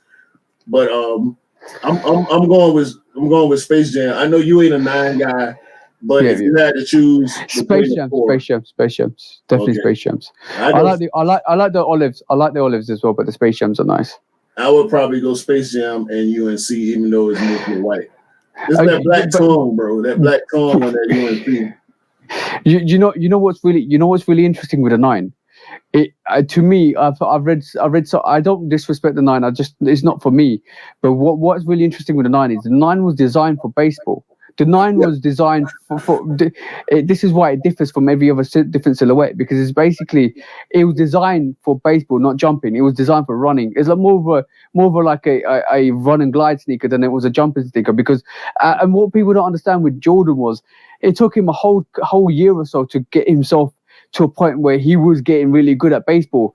And another fun fact of the day was Michael Jordan in his heydays, well, not in his heyday, when his younger days, he played 3 sports. One of them was basketball, one of them was baseball, and one of them was American football, right?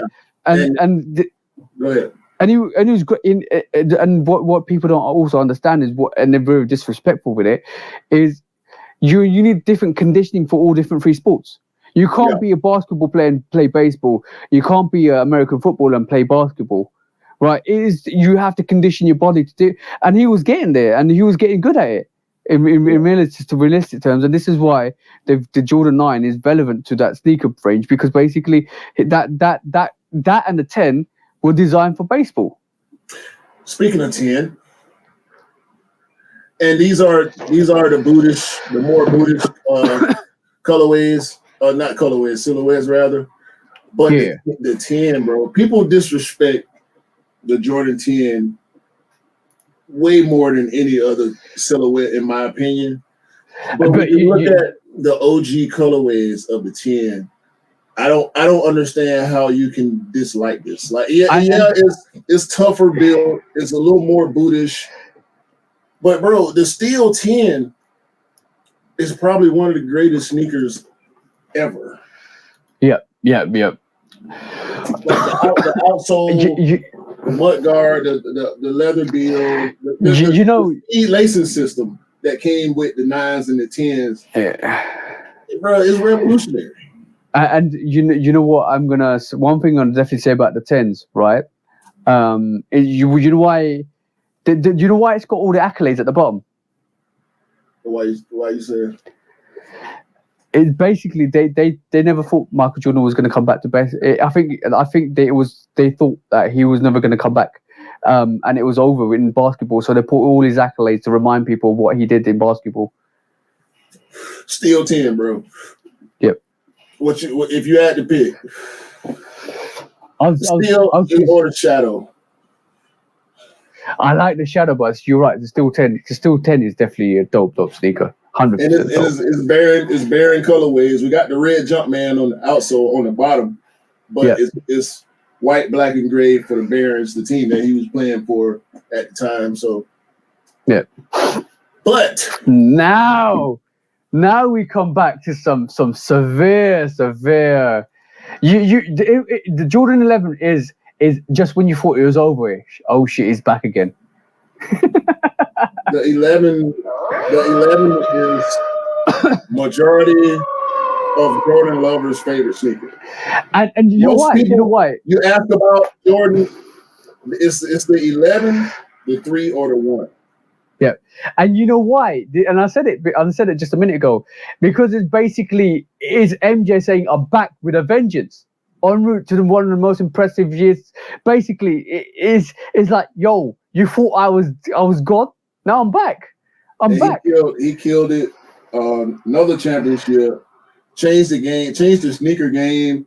Changed the fashion culture because people wore and to this day still wear Jordan 11s with suits. Yeah, and basically the Air Jordan 11 was supposed to embody the performance and aerodynamics of being in the basketball sport again. And basically, like, yo, bro, like that sneaker is so iconic. As soon as people knew, yo, did you know? Fun fact, right? Fun fact of the day. Another fun fact. Did you know Michael Jordan saw the sneaker that Tinker designed, wore it without Tinker and Nike's permission, and then basically it created a chaos hype that was the Jordan 11. I mean, as if he needed permission, right? Like as if he needed permission. They told him not to wear it, but he was like, "No, I'm wearing it. Wearing it." The patent leather, believe it or not, is a functional piece of this shoe because the way it's constructed with the mesh, the patent leather mud guard all going all the way around the shoe is actually the containment portion of the shoe. That patent leather was put on the shoe because it was more durable. It's stronger. Exactly. Yeah. It covers the toe. It's going around to the heel. It's keeping you locked in, along with that speed lacing system once again that we saw from the 9 and 10 carried over to the 11. And it was actually designed after what do you call them? I've heard them called spats, or it's that black and white dress shoe, that iconic wingtip black and white dress shoe that people wore with tuxedos a lot was actually the influence for the Jordan 11. Okay, long story short, right? Like, I know we know the aura of the Jordan 11. We know how iconic that sneaker is. What are you choosing, bro? I'm also gonna throw the cool grey 11s in there. It's the OG sneaker that wasn't the OG sneaker but deserves to be in that rotation. Are you picking the Legend Blues, the Concords, the Breads, or are you picking the cool grey 11s? What you got one sneaker to choose out of four of them. What are you picking, bro? I want to say Concord, but I'm going to say Bread. Yes, bro. Because of the red outsole. I got to go Bread. And this is why the Concords I got, the Cool Greys I got. I'm waiting for the Legend Blues, but I doubled up on the Bread 11s, and the reason being is that sneaker with that red outsole is just too good. Too good. It's also the 11 is also the first Jordan since the Jordan 2 to actually get a low. Yeah. And pay attention. The original Jordan 11 low does not have the patent leather ran around the shoe. It's the Jordan 11 low IE. IE, yep. With the vents in it because Jordan told Tinker, "Hey man, this shoe is a sweat box. There's little to no, actually, there's pretty much no ventilation in the Jordan 11 high." So Tinker said, "I got you. I'm gonna just cut holes all the way around the shoe." And referees wore them, Scottie Pippen wore them, MJ wore them. Famously, he switched from a high 11 to a low 11 in one of the games because he was having that mud foot situation going on. It's slipping and sliding. Yeah, slipping and sliding. It started to affect the way he was playing. He put the lows on and went out there and did what he did. But yeah, definitely iconic sneaker. I love IEs, bro. I don't buy the high top version of the lows. I only buy IEs. Yeah, but by the way, I'm gonna say, like, in terms of just the hype, that reinvigorated the hype. And was it 2011 or something like that? They had all those people. Yeah, not the IEs, the Concord. When was the Concord come out before? I can't remember. 2000. Yeah, so when the Concords came out originally, the last release, not the release in 2018, the release before that was when it went absolutely mental in the malls, and they broke down the malls to get. Yeah, that was crazy, bro. I think it's 2011 if I remember rightly. That was crazy, bro. Crazy, bro. Yeah, IEs and highs, give them to me. Next, okay. one of my favorite silhouettes, the Jordan 12, like everything else. But you know that there's so much controversy behind the Jordan 12. Yeah, I was waiting on that because the because flu of that game, rising. No. I'm talking. No, let's not even get there with the flu games. I'm talking about that rising sun flag on the extra stitching. Oh yeah, inspired by the Japanese flag. Yeah. I mean, it's so simple, but it's so complex and it's so lovely. I think that sneaker might have got banned in Japan. You know that for a little while. I wouldn't be surprised with especially one of the insoles. I think there's one particular silhouette. I can't remember the name of it now, but it had the rising sun insole on it. And when you took it, when basically they banned the sneaker in Japan because of the rising sun. Because the rising sun they don't have that flag anymore, and there's so much controversy behind that rising sun flag that even that whole fan of that Jordan 12, where you see that's the rising sun flag that comes from the rising. So there's controversy behind that, and obviously you were saying as well, bro. The flu game or the pizza game or the food poisoning game, like however you want to classify it. We ain't got to talk about that. But the Jordan 12 is beloved by the hood. Yeah, bro. It's the hood sneaker, in inner city communities love the Jordan 12 to the point where it's almost unbelievable how quick 12s sell out sometimes. Like, bro, you had the wings, you had the international flights, you had I've even got the Wolf Grey 12s is so magnificent. Yes. The Bordeaux 12, they've got a PSNY range, bro. Chinese New Year. So good sneaker, bro. Such a great sneaker. And most of the time we get full leather with 12s also, but we do have utility 12s. We got winterized 12s. We got all kind of colorways. We got all white with a little bit of red. We got all black with gold and white. Well, one thing I just clocked onto. How controversial is it to give a Japanese flag sneaker the Chinese New Year treatment? Hey, apparently everything was all good after the fact. But we got 5 colorways, all of which are, I mean, just killer, bro. Like it's hurting me right now to have to choose, but it is an easy choice for me. Which one are you picking between the Obsidian, the Flu Game, the Cherry, Taxi, and Playoff? Can I give my order? Sure. All right. I'm gonna try to do this. So I would say my least favorite is Cherries. No, that's hard. Obsidian has to be Obsidian. Yeah, all right. Number 5 is the Obsidian. Yes. Number 4, the number 4 is the Cherries. Number 3 has to be the Playoffs. I knew it. Number 2 is the Taxis, and number 1 is that poison food game, bro. Shit. I need those flu games, bro. I'm gonna go with the same order you went in, but I'm gonna flip 1 and 2. It's the Taxi for me.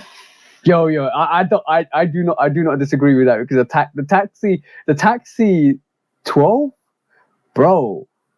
It's and I'm a little disappointed that they put the Cherry in the Playoff on Front Street on the picture. But to me, that Taxi, the OG of OG colorways, the first Jordan 12 that we saw. When I saw that shoe, I get a feeling. When I think about the first time I saw the Taxi 12, I was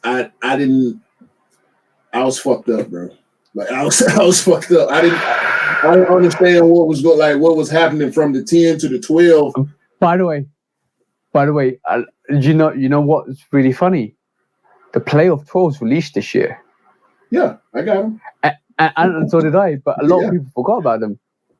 That's good. You know what? I'm gonna say this.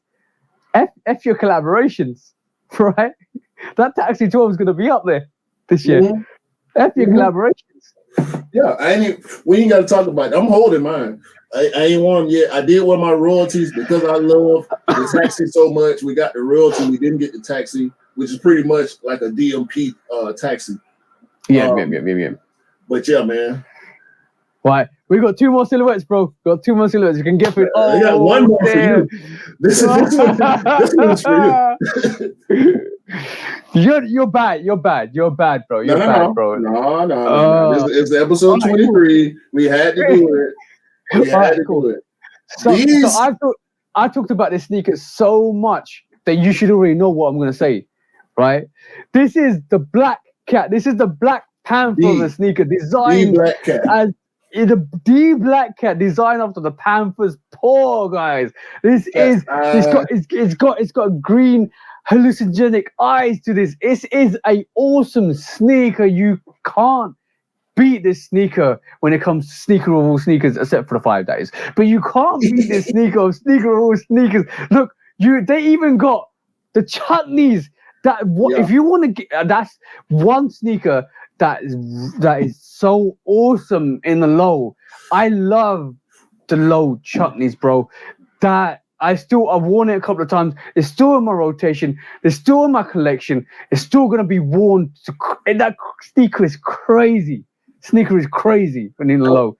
I will say one thing about 13s. I don't understand why people love the playoff so much. I don't like the playoff 13. I don't hate it. Do you mean the dirty bread, yeah? No, the playoff. The black with the white and red bottom. I don't like that. I like the two-tone. I won't buy a 13 unless it's two-tone. I agree with you on that. Two-tone or three-tone. I'm still gonna get the playoffs when they come out. Hands down. I'm still gonna get playoffs when they comes out. But I'm gonna say. There's only one sneaker only one sneaker. We got Flint, we got Cherry, and he got Game. We got Bread. Is there a choice of? Ain't no choice, bro. You already know. Ain't no choice. Denzel, come out with your sneaker, bro. Ain't no choice. Denzel, come out with your sneaker. He got game every single day, bro. Every single day of the year. The He Got Game Jordan 13 is top 10, possibly top 5 in my collection. Out of everything I got. Yeah. Collabs. I can tell you. Except for the I've got the Flints, I've got the Keyot games, I've got the breads, I've got the chutneys. The only thing I'm missing is the other two variations on that. And then the playoff. Candy cane, playoffs and candy cane. But like all I'm gonna say is this is how good the He Got game is. I got the Obsidian 13s because of the He Got games. Yeah, then that's how good the He Got game. 13s are pretty much a blue He Got game. Exactly. So for me, He Got game is the dopest sneaker in the 13 rotation, hands down. Yeah. You had Allen Iverson and you had Denzel Washington do the He Got game movie. That sneaker wasn't even the He Got game sneaker was basically designed. It got named the He Got game after the movie. It was never called a He Got game. No, it's just the Jordan 13. Actually, it's the away colorway. If you want to go that route with the cherry, the candy cane rather being the is it candy cane? No, it's candy cane 14. I'm sorry. Cherry 13. Cherry 13. The Chicago 13. Yeah, we're gonna go to Chicago 13. Yeah, the Chicago's He Got games. Unfortunately for me, the Flint, as much as I love the Flint 13, it comes in third. I gotta go with He Got game as number one. But by the way, my apologies. It wasn't Allen Iverson. It was Ray Allen. Yeah, Ray Allen. He got game with Denzel, and that iconic clip, that scene from that movie where Denzel goes to the shoe store, and is that the new Air Jordan? Or I got the new Air Jordan. It wasn't the Jordan 13. It was just the new Air Jordan. Hey Jordan. It wasn't the He Got game. It was just the OG colorway of the Jordan 13. and it can't be beat. Sorry. Yeah. It can tie, but it can't be beat. Yep. It's right up there for me. It's right up there with the Bread 11s, the Black Metallic 5, the both cement versions of the 3s and 4s, and also the Chicago 1s. I would put that He Got Game in that lineup easy. No problem. Yeah. No problem. All right, cool. So last but not least is the sneaker that was designed after Ferrari 550. Yeah. And it just embodies just greatness. Like who would have known? Who would have known that this was going to be the sneaker that we like? Literally, bro. Like who would have known this was going to be that sneaker? That one sneaker that was going to be the last Jordan that Michael Jordan wore for Chicago Bulls. Nobody knew. I think the world was just so happy, and I think we some people. I know myself personally. I underestimated the value of Michael Jordan in the NBA for a while because I can remember crying watching Jordan's last game with the Wizards. Yeah, but but the thing is, there's only one sneaker. There's only one sneaker that I can pick out the 14s, and that one sneaker emphasized everything Michael Jordan did in the NBA, right? And that is that last shot against the Utah Jazz, that won them the 6th title, bro. That being called a last shot, ironically being called a last shot, was the last time he played for the Chicago Bulls. It's heart-wrenching, isn't it? Like when you talk about it now, it's really heart-wrenching, but it is the most iconic, in my personal opinion, the most iconic sneaker in that 14 range, and that's the only one I'm ever gonna pick. I can't pick any other else except for the last shot. I feel you on that, but I have to disagree. It's the black toe for me. Okay, I respect that. This sneaker. Well, I'm trying to pull up a picture because we ain't really got a clear view of it. This sneaker for me is the best Jordan 14. Bro, I do not disagree with you. But for me, for how much the last shot means to that to me is, and the fact that in the last dance, that you know what? Forget the last dance. The fact that the last shot in the NBA to win the NBA title, you see Jordan in that last shot, 14, with his hands up, taking that shot. That to me is the most iconic picture for the 14. Let me find give me a second. I'm trying to find the actual last shot picture. Yeah. Which somehow is eluding me. There is this one. That's not the actual photo that you referred to, though. Yeah. Basically, the last shot was hit. Basically, when he hit the famed last shot to clinch a 6th and final championship over the Utah Jazz. This is the last model MJ wore as a Chicago Bulls player. Like many of his shoes in the Air Jordan franchise, the Air Jordan 14 takes inspiration from the fast cars, which is the first time for the Ferrari 550M, the Jumpman logo placed on the Ferrari-like crescent on the sneaker. Just 14 alone is such an inspirational shoe. Each shoe also squeezes in a total of 7 jump. Yeah, that's the one. It includes 7 Jumpman. I knew this fact, but I didn't. Now the more I read it, the more it makes sense. In each side, it has 7 Jumpman logos, which in total, both of the sneakers make up 14 Jumpman, so makes it a 14 sneakers. I'll be interested to see if you guys can find all 14 of those Jumpman on that sneaker, or 7. I was about to pull them out. Hold on. Let me pull out. I only got one pair of 14s in my collection because I am indeed waiting on that Black Toe 14 to come back. But part of the reason why I bought this Toro 14 is because of the similarities. So you're on screen, bro. Show us all 7 jump, man. So okay, good. Obviously, we got the Ferrari logo. That's number 1. Number 2 at the back with that Ferrari, with that grip. Number 3 on the toe. Number 4 on the base. You got 3 more to find, bro. Actually, I got 1 more to find. I can't remember. There's 7, bro. There's 7 in there. Oh, sorry. 5. You got 2 more to find, bro. You got 2 more to find. 6. Oh, no, can't see it, Sam. 6 and 7. Okay, on the lace locks.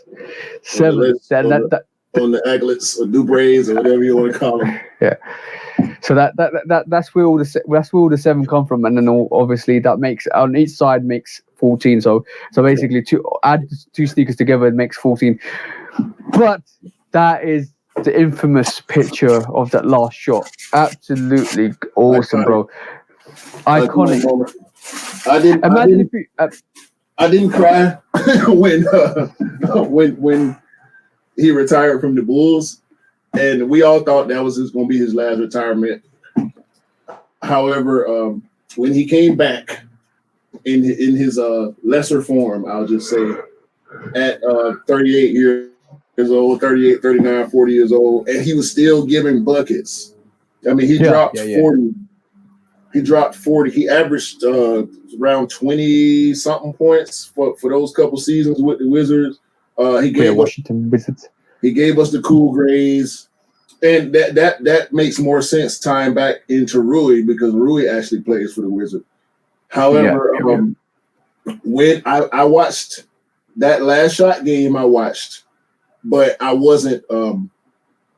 I wouldn't put it like this. I wasn't as emotionally mature at the time. Yeah. Because I was younger when that happened in '98. I was still in high school. I had a lot of other stuff in my head going around. As a teenager, especially when you start getting to your late teens, your life starts to change. Your thought processes start to change. So in '98, when the last shot happened, I didn't feel the impact as much as I did when he retired from the Wizards. And the send-off that they gave him, all the love that he was getting throughout that final year when everybody knew this was it. Like, this is the last time we will ever see arguably the greatest basketball player. At that point, is a little arguable now based on who you're talking to. But, excuse me, that last Wizards game, that last Wizards game it just hit me in a different way, bro. And it wasn't no boo-hoo or nothing, but when it clicked, when it set in, because we didn't know LeBron was finna come and do what he did. We didn't know Kevin Durant and Derrick Rose and a lot of the great players that came right at the end of Jordan's career to carry on the legacy. Of course, we had Kobe, AI, and we had Michael Finley and Eddie Jones, all the guys that Jordan clicked with, all the guys that Jordan took under his wing, Derek Anderson, players that people don't remember, Darius Miles, Quentin Richardson, like that whole original Jordan brand team of players that he had under his wing.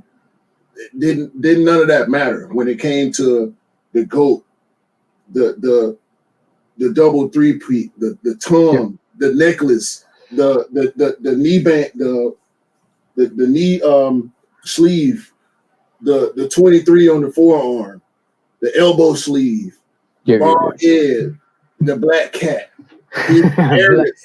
You know what the amazing thing is? Like, the sneakers emphasize the player. Without the player, there will not be the sneakers that tribute to that fact. The black cat, the black cat influenced the Panther shoe. The aggressive nature of Michael Jordan emphasized the Jordan 5. The everything to do with the sneakers emphasized the player.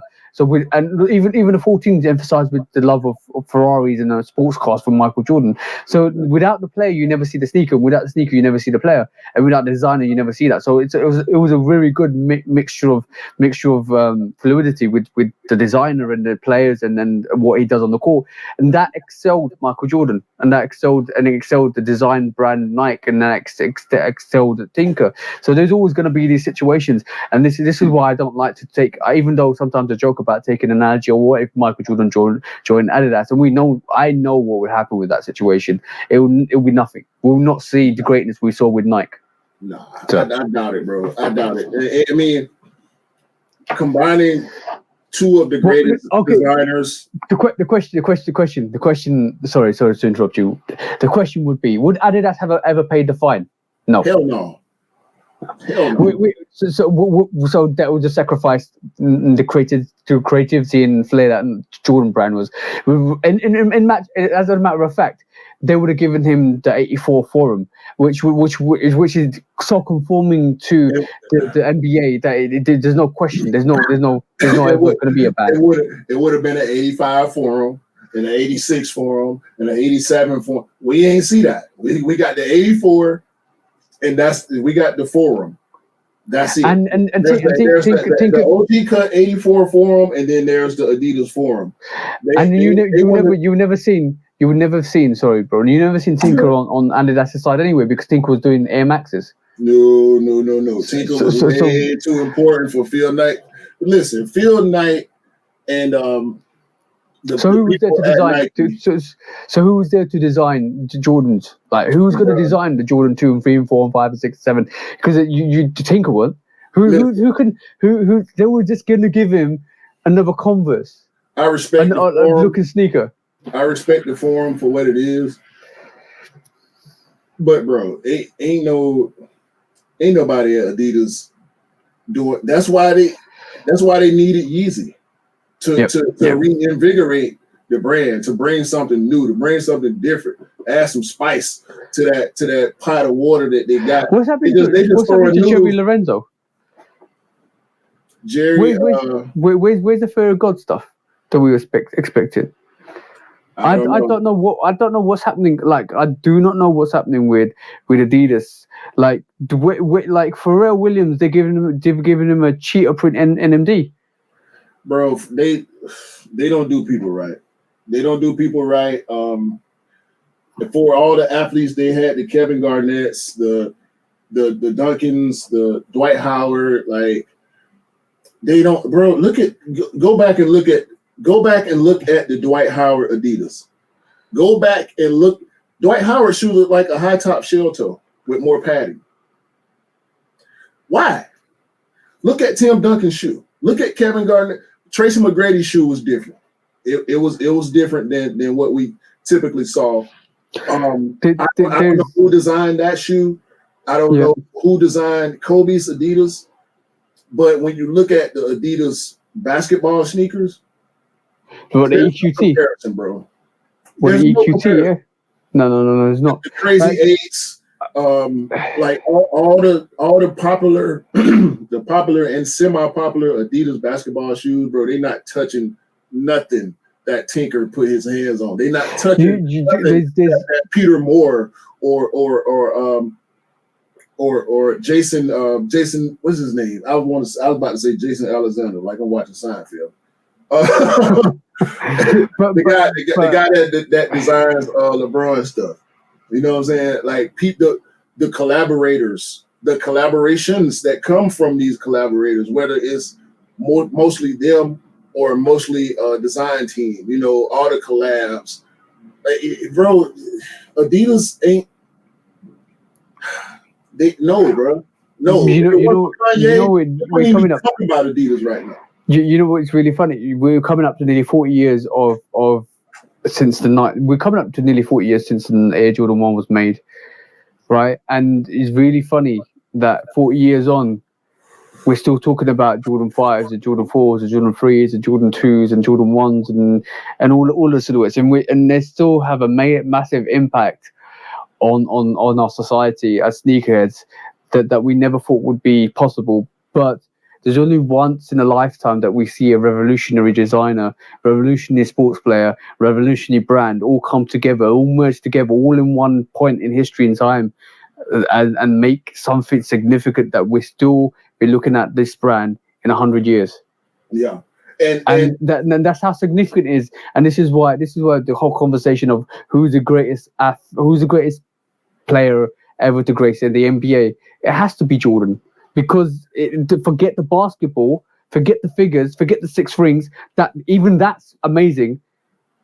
The whole range is crazy. I mean, LeBron has done more off the court for the sport and for the world in general than, well, I can't say for the sport. LeBron has done more socially and economically than LeBron has. LeBron has done more off the court than Jordan has, with all the different businesses and production and charity and schools and social awareness and everything that LeBron stands for off the court overshadows Mike. So when you throw that into the greatest player conversation, you have to account for that. You have to give LeBron that many more notches under his belt. He's got two championships. He's totally different players. He is, but sometimes you got to respect the pioneers. Without no doubt. That's like saying without certain events happening in that time period, we'll not get to where we are. Like, see what I'm saying? No. If it wasn't for Jordan and Nike doing what they did, we wouldn't have got the Zoom generation. We probably wouldn't have got the Kobe's. We wouldn't have none of this stuff. KD, Kyrie, whoever you want to talk about, Zion, Luka, all the way back from the time that Jordan established dominance in the sneaker world. You know what it is for me. Every time I think about this situation, in 1985,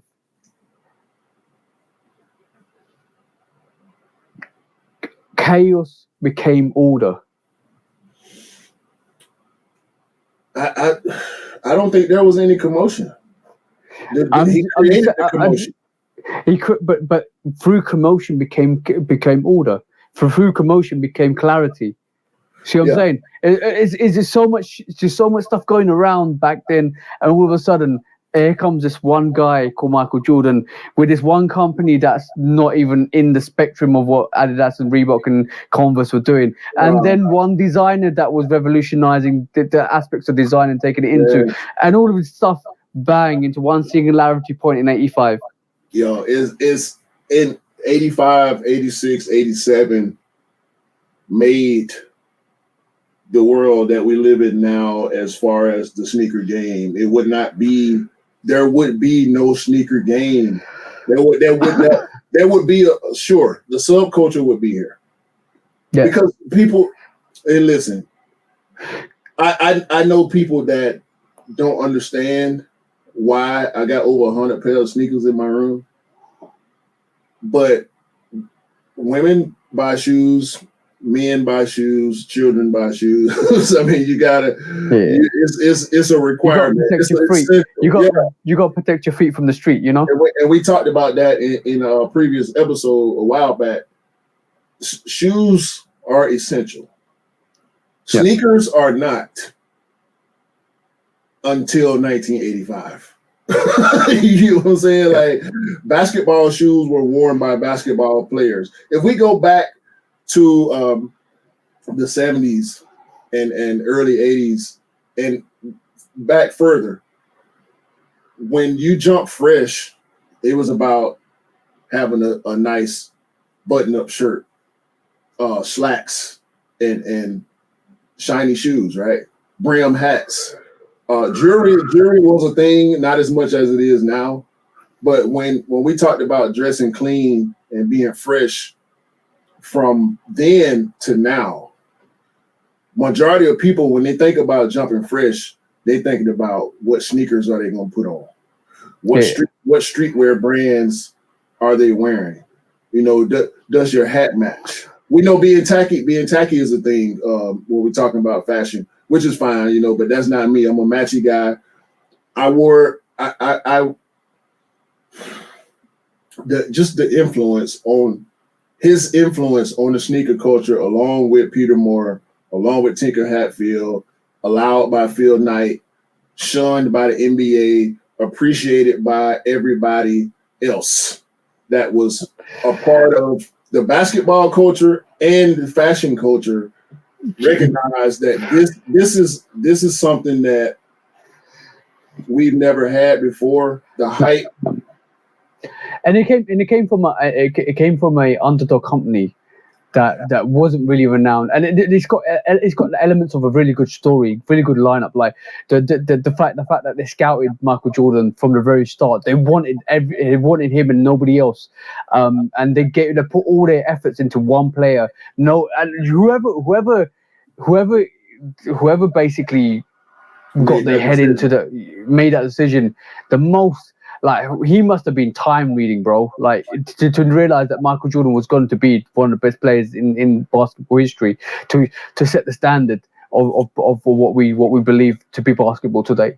Hopefully, we'll see the truest depiction that we can possibly get in this upcoming movie about Nike and Jordan, and hopefully it's a great project in general.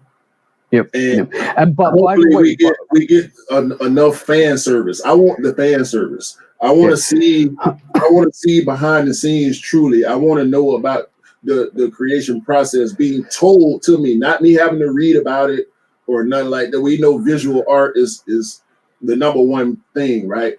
Yeah. I want to see that. I want to see that story. I want to feel it. I want to know.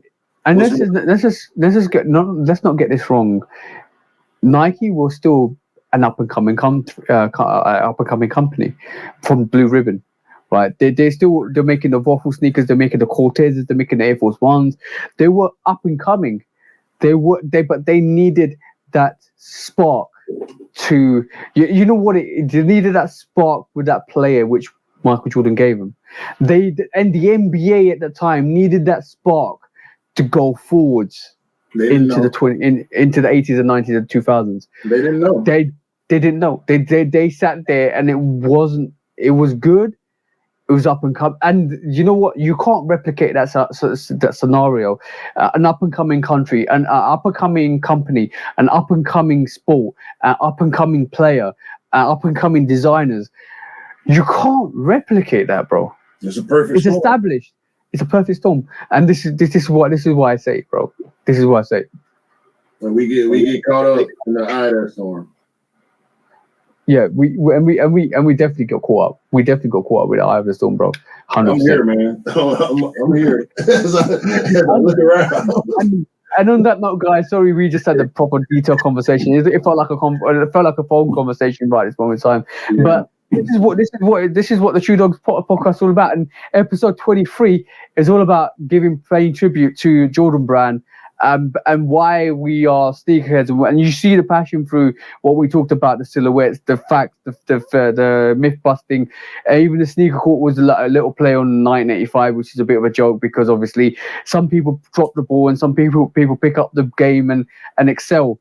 And I've not seen Nike look back since '85. No, they can't. It's too late. We number one. We win. Y'all lose. This is what it is. If y'all want to call it second place or third place or whatever, y'all can say that, but it's a loss. It's an L.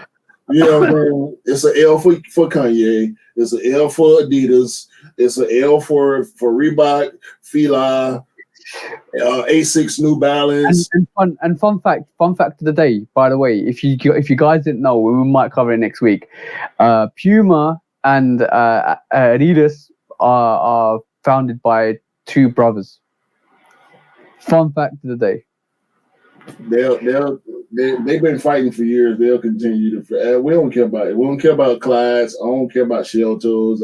I respect everything that deserves it. That's earned it. Yep. That's represented it. excuse me, represented in the sneaker culture because it all matters, but none of it matters as much as what happened in 1985 moving forward to right now. So that's just where I'm at with it, man. If you ask me why I'm a Nike guy, why I'm a Jordan guy, I can't tell you. I just love it. I'm just here. I'm just here, and I ain't going nowhere. ain't nothing Adidas can do that's gonna knock me off my path, bro. To the point where I'm gonna buy some Jordan clogs. and we come full circle because we talked about breaking barriers, breaking boundaries, and breaking those gatekeeping rules and regulations, and Nike did that perfect in 1985. So yeah. And on that note, bro, I'm gonna let you cool us down. Yo, episode 23. Two Dog Podcast has come to a close. This 23 thing, man, it made us go 3 hours. We weren't supposed to go three and a half hours. We were not supposed to go up to 4 hours. But next week we'll go back down to 2 hours because next week we'll have more relevant features. But this was a special episode, 23 episodes, and the number 23 brings so much relevance to culture, brings so much relevance to the actual circumstances of our. Yeah, I can't see that number without thinking about Mike. So a lot of people out there use the number 23 just because of Michael Jordan as well. So shout out to the people that actually associate with that number.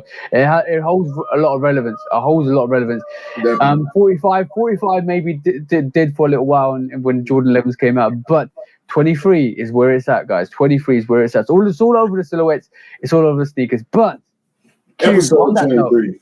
Episode 23. Shout out to the bros. Shout out to everybody that's watching, man. We appreciate y'all. Check out the reviews. Check out both channels. Love Kicks Custom and 808 Kicks.